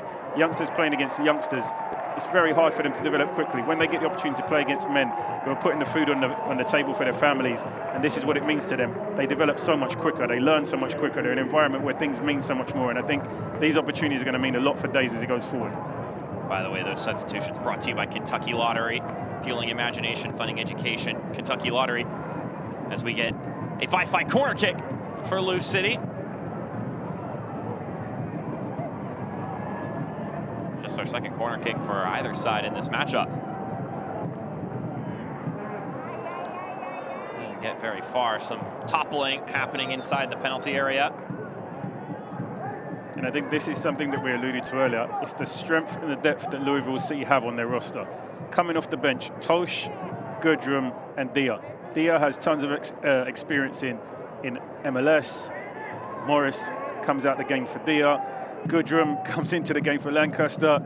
Goodrum's one of the top goal scorers so far this season, and Tosh is probably the highest goal scoring centre-back in the league. Has barely missed a game over the course of the past decade. This is the strength that Louisville City have on their bench to be able to bring in, not getting weaker as the game goes on, but they actually bring players that make them stronger going into the last 30 minutes of the game, and this is where they actually kick on and get stronger. Against Loudoun midweek, the score was 1-1 around this time, and the game finished 4-1, so it's going to be interesting to see how Louisville go on and finish this game. Obviously, they feel a little bit aggrieved that North Carolina beat them last week, and they probably got a bit between the teeth and a point to prove here at home, and they want to go after it in the last 30 minutes.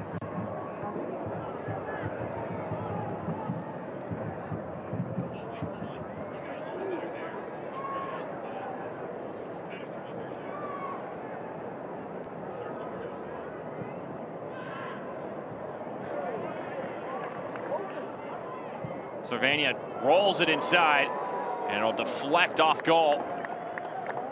Can't watch the match? Turn on Sirius XM FC 157. North America's only 24/7 source for engaging soccer talk, including USL All Access on Tuesday nights.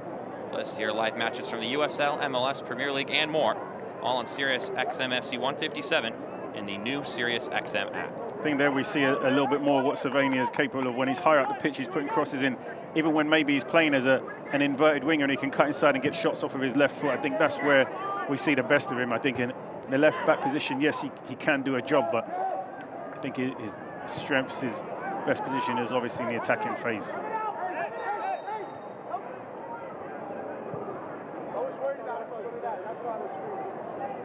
Raheem Somersault. Getting some help from both friends and foes here. Looks like he's struggling with a leg injury, maybe a little bit of cramp. Of course, players are they only have to stop the play. The referee only has to stop the play if it's a head injury. He's not really obligated to stop the play for any other injury unless it's an emergency. But given the circumstances and the heat, I imagine the match officials are definitely erring on the side of caution when players go down, and they definitely can't ascertain what was the cause of the reason in the first place. They'd rather err on the side of caution rather than allow play to continue. And I say that because if a player goes down and they got cramp and we're on the counter-attack, I'm going to be raging because, because the ref doesn't need to stop the game.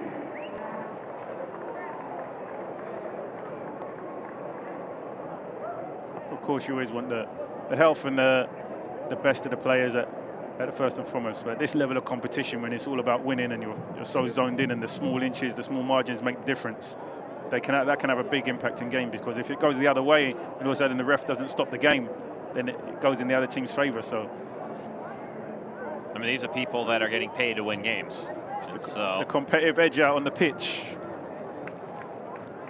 And there's the sportsmanship aspect of it. Sometimes when the momentum's going against you, you full well know players go down, they try to take an extra second off the clock, they try to kill the momentum of the game by stopping the game through injury. So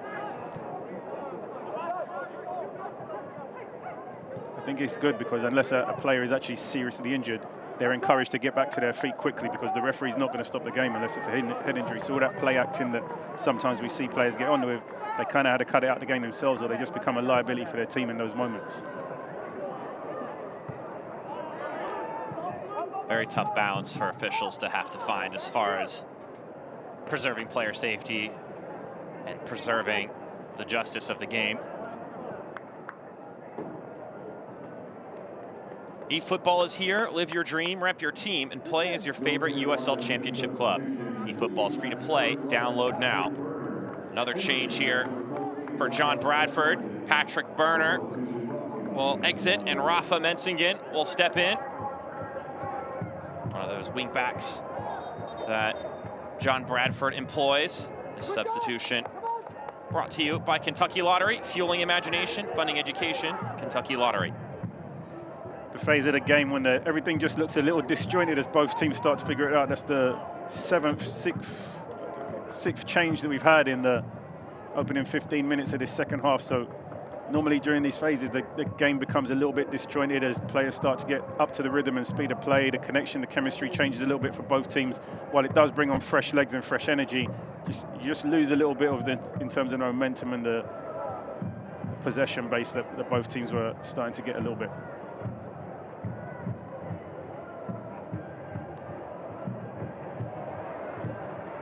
Serrano with two defenders on him.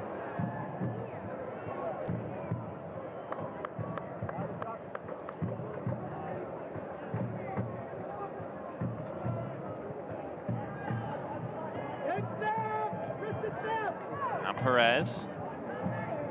Gets to Davila. Two players in the middle there for Louisville City that complement each other so well. Davila has so much finesse and quality in that left foot, and obviously Lambert, a player who covers so much ground, breaks up play, drives forward, does a lot of the dirty work that allows the more finesse players to express themselves without fear. Brilliant partnership in the centre of park there for Louisville that's brought so much success. So Wi-Fi corner kick for Lou City from the left corner flag. Serrano sends it in. Now Goodrum. Trying to shake off Maldonado. And the one-timer from Serrano unsuccessful. Not out of the woods yet. Here's a chance. The door was shut closed there. Two defenders closing on that one for North Carolina. A lot of space afforded to Davila there on the edge of the box. He brings it down, gets the ball at his feet, and has the time to get his shot off. North Carolina do well to block it in the end, but need to get pressure to him just a little bit quicker in and around those areas.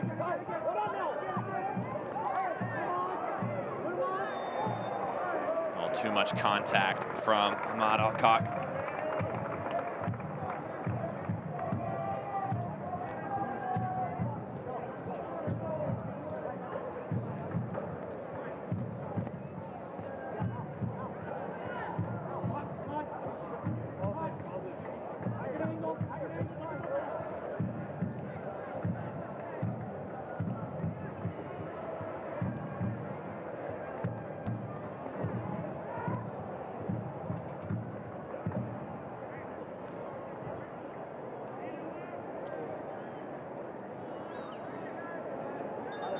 It's been an incredibly busy June for Danny Cruz and Lou City.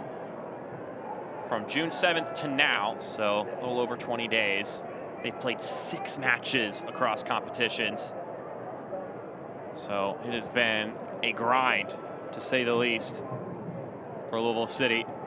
Now the nice thing is, July, gonna be a lot nicer. Just 3 league/cup matches throughout the entire month. Got some friendlies in there as well, but yeah, and for Louisville City, I think it's a grind that they expected and they're prepared for when we look at the depth in their roster, because if you're a top team, you want to go deep in all the cup competitions, which means you're going to play more games than an average team. So you've got to make sure that your roster is prepared for that and your organization, everything is prepared for that, because USL Cup, Jägermeister Cup, League, playoffs, if you're a top team, you're going to play at least 15 more games than an average or a poor team. And that's what you want to be. You want to have as many games as possible if you're a top team. So I think it's a challenge that most of the top teams, they expect and they prepare for and they embrace. I know sometimes we hear teams talking about fixture pileups or a lot of games, but you'd rather have that problem than not have so many games, because you're always getting knocked out in the first or second round. the burden of success. comes at a price.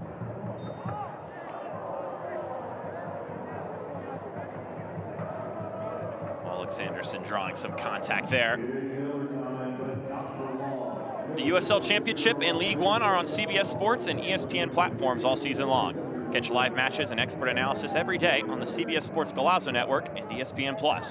Go to USLChampionship.com or USLLeague1.com for the complete USL TV listings.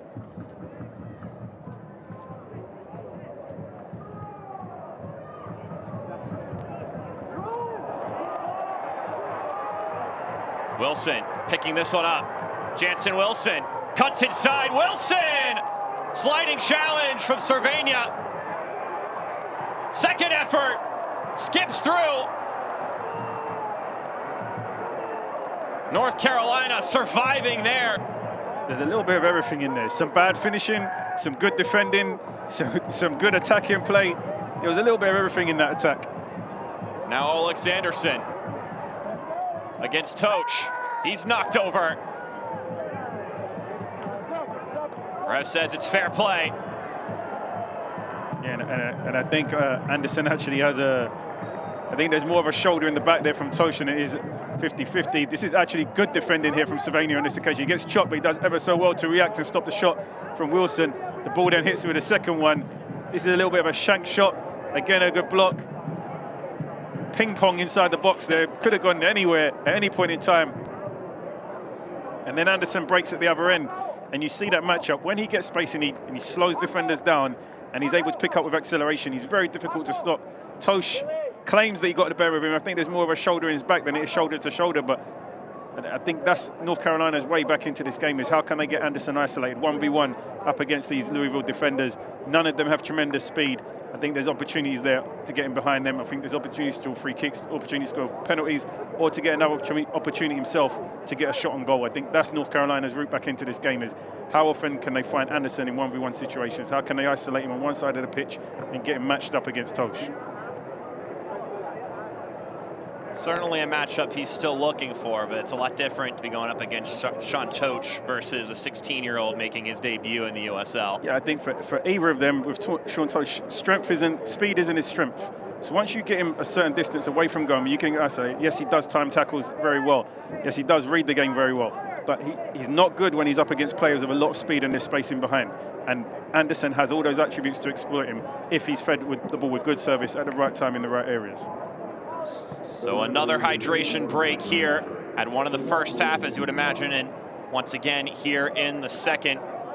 Still sitting in upper 80s, though the humidity bumps it up about 10 more degrees, so the feels-like temperature encroaching upon triple digits, as another change will be made by John Bradford. Tristan Hodge exits and Justin Malou will sub in. Malou started in the previous two Jägermeister Cup bouts, but now just getting into the match here. This substitution brought to you by Kentucky Lottery, fueling imagination, funding education. Kentucky Lottery. I think so. Are you good? So nearly 70 minutes through. The goal scored by Jansen Wilson. The difference in this one still. And we talk about fixture pileups. Well, I still remember when you were only allowed to make 3 substitutions in the whole game. Now you're allowed 5. You know, if you were on the bench and your coach makes your 3rd sub, that was it, you're not going in. Now almost everybody on the bench, aside from the second goalkeeper, might get the opportunity to go in the game because you can make 5 substitutions. So there's various ways that the game has also adapted with the so-called increased fixtures. I'm not sure USL suffers as much as maybe some of the players in the bigger leagues who are making that claim, but I think there's an argument to be had in favour also. So there's Malou, the Senegalese defender, his 2nd year with the club. I think Danny Cruz has managed his substitutions very well, though. We're worried about maybe fatigue kicking in from midweek to weekend, considering North Carolina didn't play it and Louisville City did play, but I think the way he's managed it has been excellent. The players who started today were on the bench midweek, and the players who are coming in now started, and obviously the game got shifted back a day from yesterday, so they had a day of recovery. So I don't think fatigue and heavy legs really comes into it.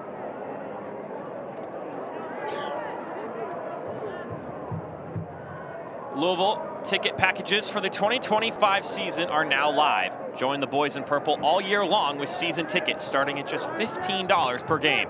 Visit LouCity.com to learn more.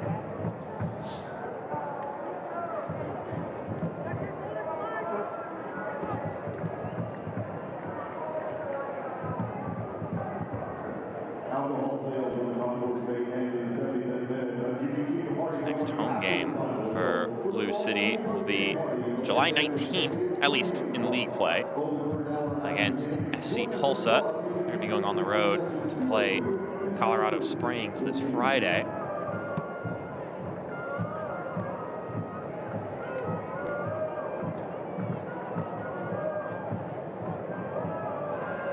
That ball had a ton of air under it.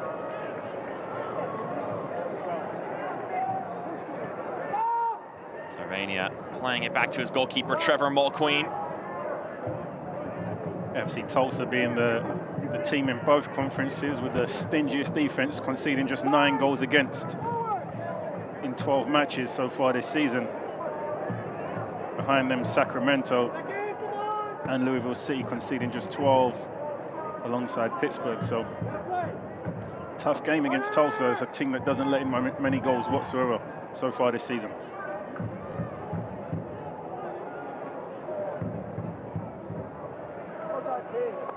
Bumping sprint to that ball, end up rolling out for a goal kick.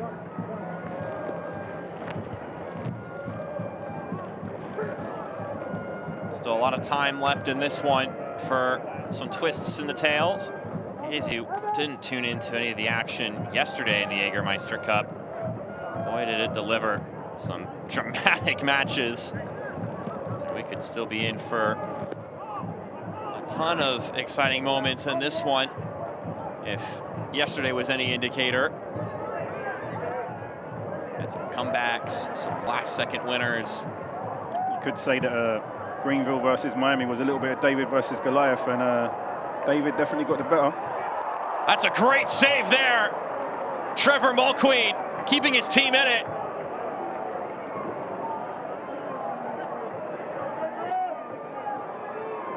Denying Philip Gooderum.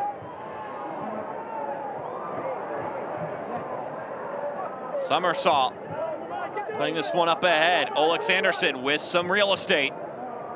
Anderson, poked away by Josh Jones. Good defending there from Jones. Patient, timed his tackle well.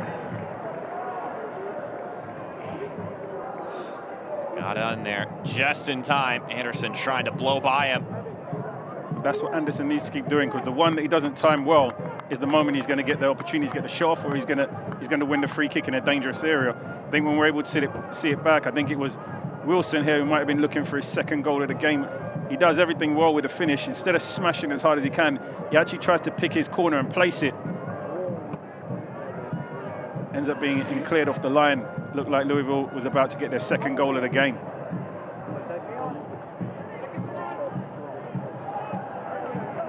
Gooderum doing really well there to slide in and earn the deflection. Another change for North Carolina. Trying to add some offensive juice. Pedro Dolabella in for Raheem Somersault. This substitution brought to you by Kentucky Lottery, fueling imagination, funding education, Kentucky Lottery.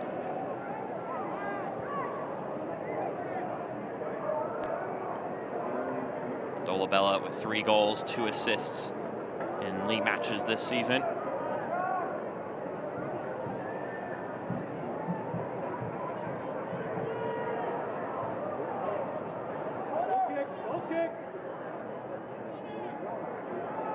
Bounces out after the long throw from Josh Jones. We've got a Wi-Fi corner kick.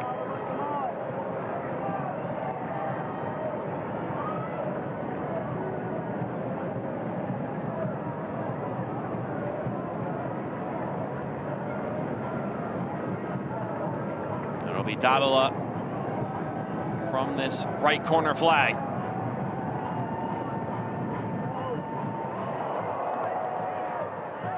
Poked away by Anderson. Trying to launch a counterattack here. Mensing it. Took some contact, was looking for a foul, won't get it. Excellent defensive work there from Wilson. He's been the most dangerous attacker, but more than willing to do his defensive work on the other side there also, just as North Carolina were about to take off on the counterattack.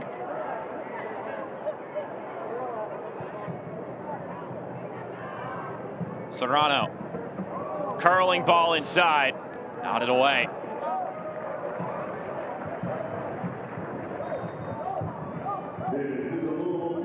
Fans, it's time to vote on tonight's Lynn Family Vision Man of the Match. Poll will be open for the next 10 minutes. Vote now on the Lou City app.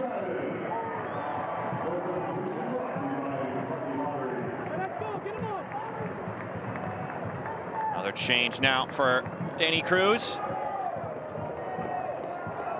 And another one of those wingback slash fullbacks subbed out. Aiden McFadden stepping in. Manny Perez getting the assist in the lone goal in this game so far. The 9th change between both of these two teams.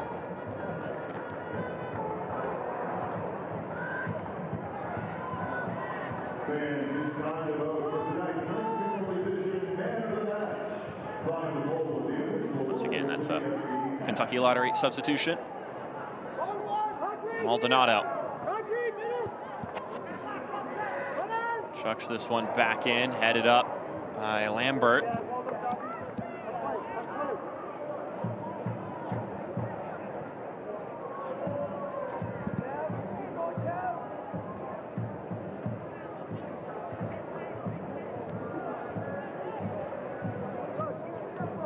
As this game goes along, Lou City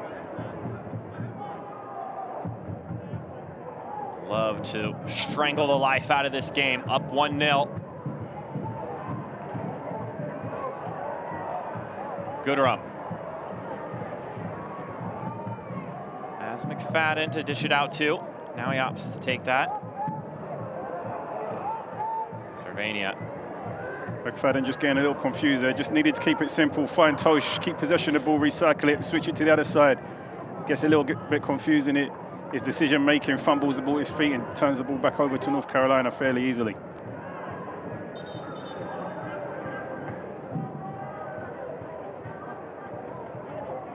I think they're the instances where you're asking players to know what they're going to do with the ball before he receives it.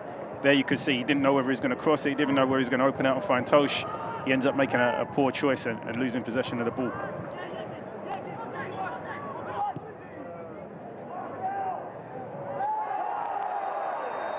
Contact from Connor Donovan. And a free kick ensuing for Lou City. You can see what Goodrum brings to this offense. Is just willingness to work so hard in out possession, make those hard runs into the channels that sometimes strikers don't like to make, but they can be so rewarding for your team. As you can see, he gets onto the ball, he wins free kicks for his team high up. Even when he doesn't have the ball, he's pressing and chasing down defenders, making their lives difficult. Just a relentless work ethic that Goodrum brings to the front line for Louisville City. This is a 5th-3rd free kick. Louisville City from the set piece. On top of that, he's got himself he's got himself on the score sheet a number of times this season. So it's not just his work rate, it's his quality when he gets opportunities in the attacking third also. Serrano. His service took a couple of deflections and it will be a goal kick. Boos falling down from the partial fans of Lynn Family Stadium. At this time of the year, at this phase of the game, it becomes as much as a mental battle about anything.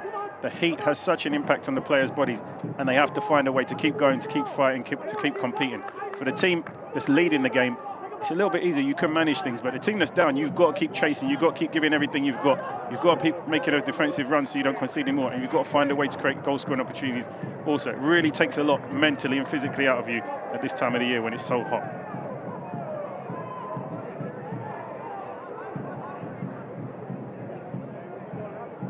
Committing to making a run that may not actually ever been capitalized on. He may not even get the ball. But you have to continue to make those runs this late into the game. Yeah, unselfish runs, and especially for attackers, sometimes you make 4, 5, 6 runs and you don't receive the pass. But you have to continue making those runs, otherwise that's when the opportunities come. It's the one that you don't make when that pass comes. Top strikers, they continue to make runs. Sometimes you don't see them. They make 9 runs, and the 10th one's the one to receive the ball and finish off the opportunity.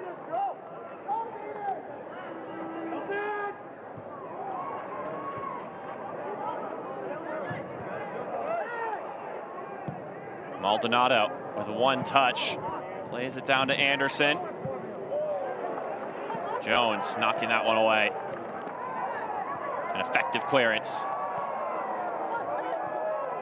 Sun peeking through the clouds is got a little under 9 minutes to go here, plus whatever time is tacked on.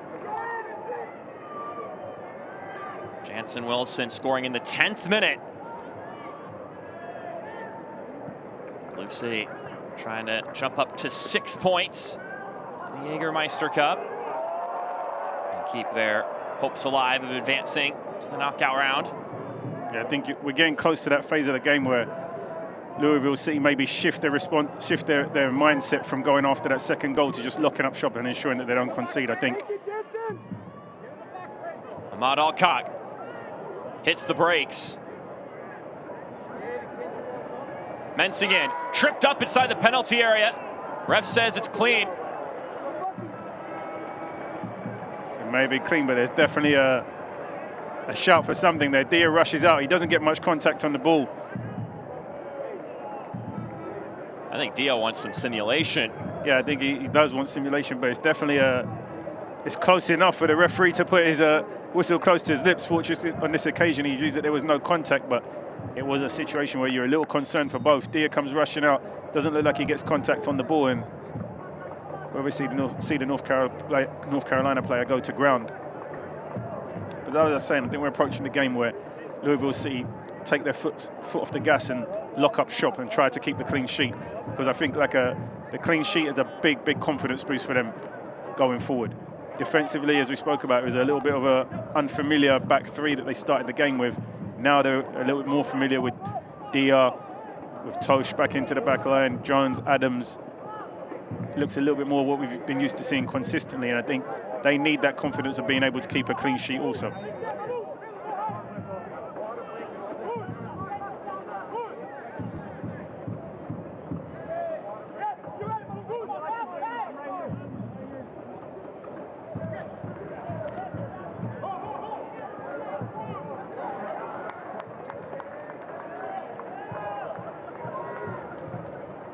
If they were to look over the course of their past 2 games, they would have scored 5, conceded 1. That's not bad at all. So I think it's a collective mind shift that maybe the team is going to collectively make at some point in the game and say, right, 6-7 minutes left, let's lock things up.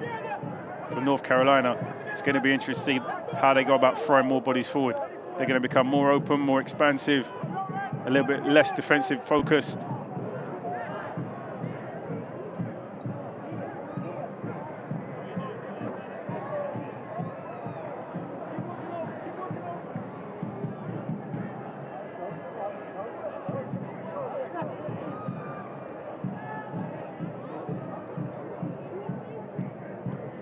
North Carolina, they probably just need to take a few more risks right now.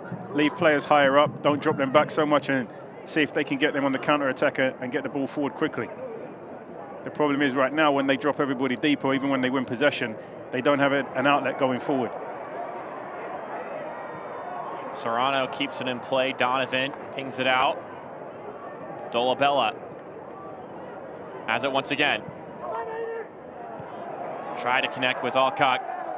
That's the right idea, but that next pass has to go behind. Look, Tosh is at his halfway line. As we spoke about, can you exploit the space behind? He has to go in between the 2 centre-backs in behind, or he has to go over and behind. It's into an area where he can clear it fairly comfortably.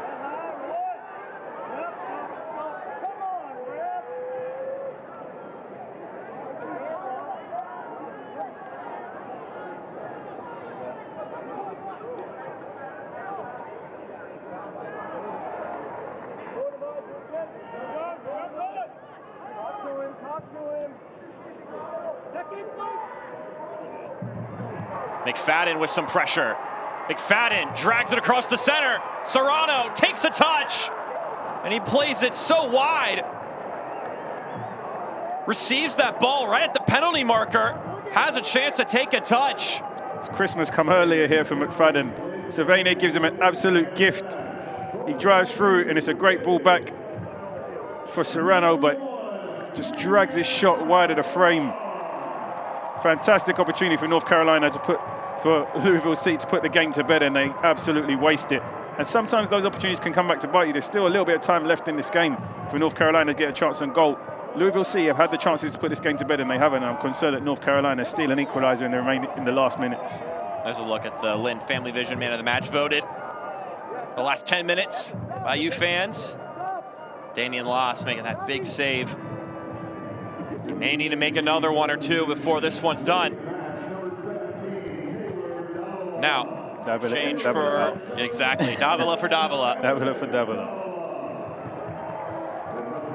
Evan in for Taylor. The substitution brought to you by Kentucky Lottery, fueling imagination, funding education, Kentucky Lottery. One brother for another.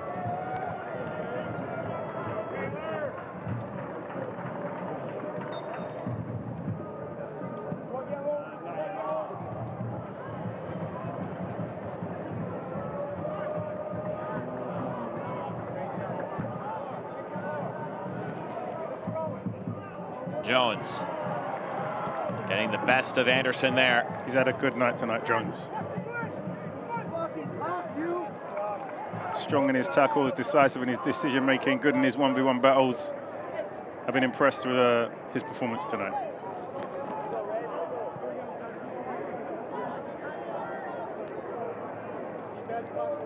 When his name has been called, he's been able to step up to the plate. 22 years old from Hatfield, PA.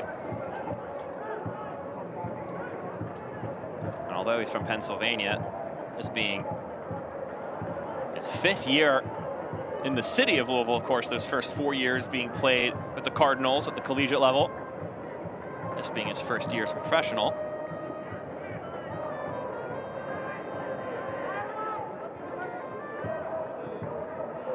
Still think there's one more chance in this game that's going to be definitive. Louisville City have had the opportunity to put this game to bed convincingly. They've not taken it, and sometimes when the game has that kind of momentum, you get punished in the dying phases, and North Carolina aren't done yet. Free kicks and dead ball situations has been where they've been dangerous over the past couple of games against Louisville City, and they have a great opportunity here. So down goes Ahmad Alcock. Cervania helps him up. And perhaps one of the biggest opportunities left in this one for North Carolina FC. They scored a goal from a very similar vantage point back on Friday, and it was this man who delivered it. Are you predicting deja vu? Well, I'm just putting it out there that it's happened before. Maldonado places it in, punched away by Damian Loss. I guess one thing missing from the formula is Finn Sundstrom, who was on the receiving end of that cross.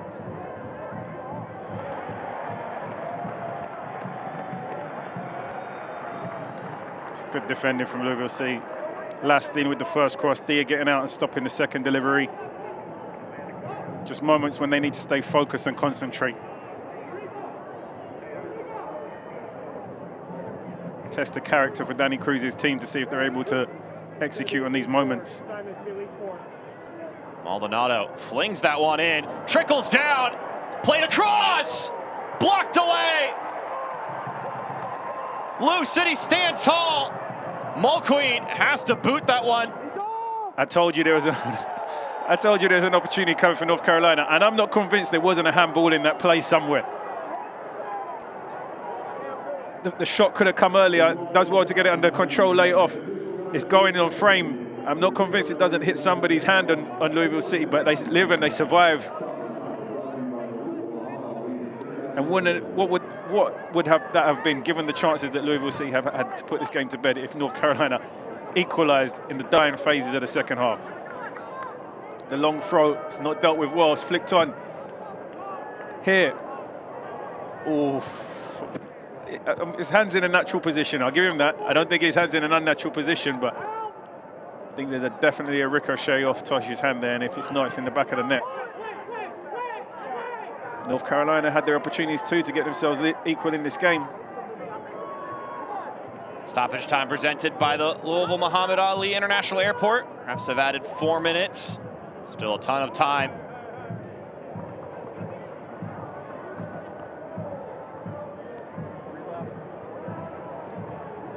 The fans here at Lynn Family Stadium gritting their teeth a little bit.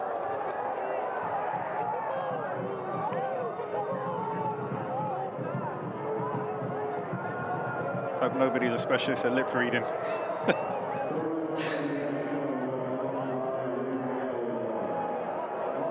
Certainly, opinions are being shared on the pitch.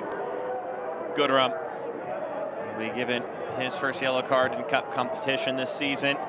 A yellow card presented by Bone Dry Roofing.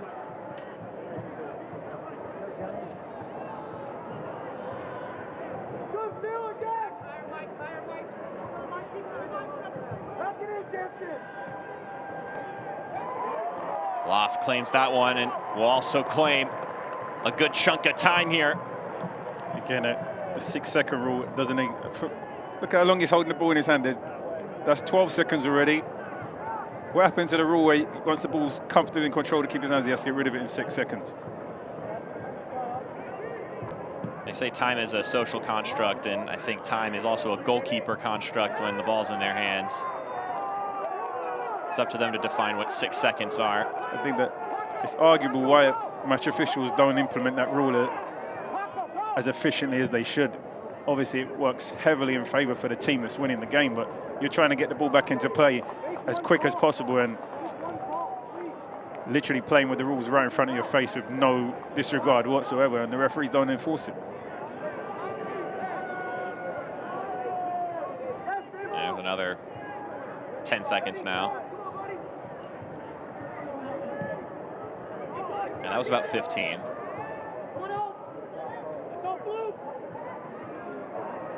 You can understand why the team when it slows down the play. Yeah. But for the neutral fan, the game is way more exciting when the ball's forced into play quicker because teams have to get their shape quicker, you have to make decisions quicker, and the ball is in play more frequently. Donovan just couldn't keep that one in play. That'll grind out more of this clock. I generally think the referees like the extra break so that they can get a breather also. If the ball comes back into play, they're challenged to be up with the speed of play just as much, and I think they need the extra seconds just as much as maybe the team that has the advantages wanting to take the extra time. They were talking about how hot it is out there for the players. It's just as hot for those refs. For sure.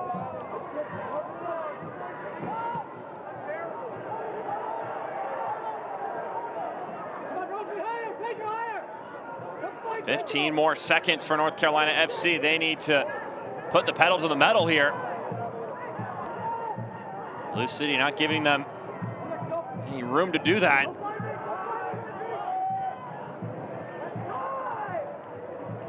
Now it's up to the discretion of Carlos Rodriguez, our head official.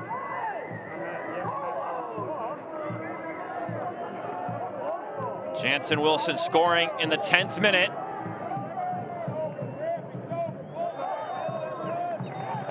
And that will wrap it up here from Lynn Family Stadium. Lou City victorious 1-0 over North Carolina FC. They fell to this side a week ago, and they've collected 2 wins since then.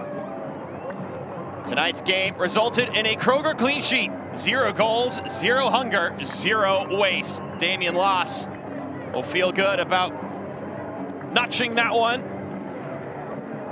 And with that in mind, Lou City winning this game means you can head to Penn Station to get a free sub with the purchase of another. The offer is valid the following day after a win, I should specify. Head to any participating Louisville area Penn Station location to redeem and say Lou City won at checkout, or use promo code LOUBOGO25 online.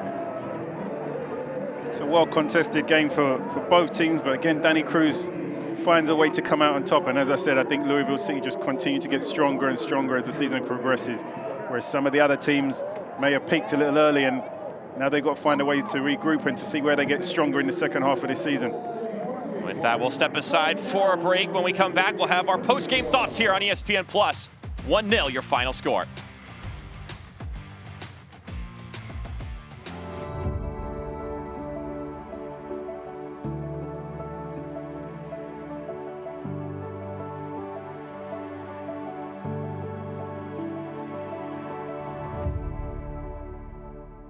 Power up your summer fun with the power of choice. Toyota's lineup offers the most electrified hybrid and all-wheel drive choices out there, like the best-selling Tacoma with up to 326 horsepower and the built-in the USA Tundra. Now get 2.99 APR financing on a new 25 Tundra or the last of the 24 Tacomas, or lease this new 25 Tacoma SR5 for just $289 a month. That's the power of choice. Toyota. Let's go places. At Kroger, you never compromise. You get up high quality like bread baked in store and down low prices everywhere you turn. Up high quality that's guaranteed fresh and down low prices on over 1,000 items. With quality and savings that keep adding up, hand it to Kroger shoppers. You never compromise. Kroger. Fresh for everyone. Ready to upgrade your air for less? Durr does that. Right now, get a new water heater for free when you upgrade your heating and cooling system. Saving you money, just another reason A+ Durr is your call for comfort. 1-0, Lou City victorious over North Carolina FC in round 3 of the USL Jägermeister Cup. Mark Schoenster, Chris Nurse with you here as we put a bow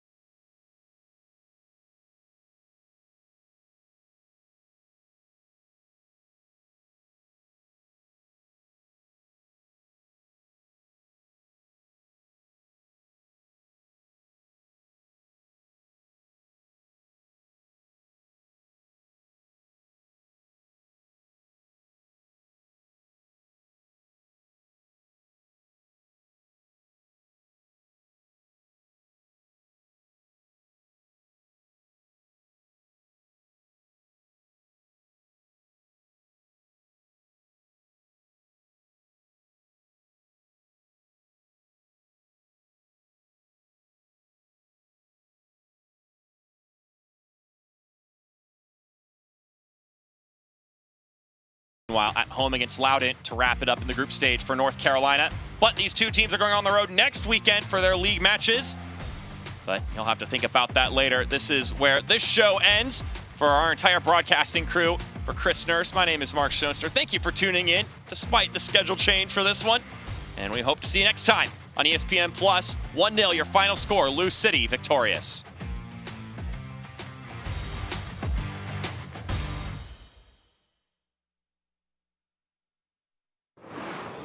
This copyrighted telecast of the United Soccer League cannot be retransmitted, rebroadcast, or reproduced without the express written consent of the United Soccer League.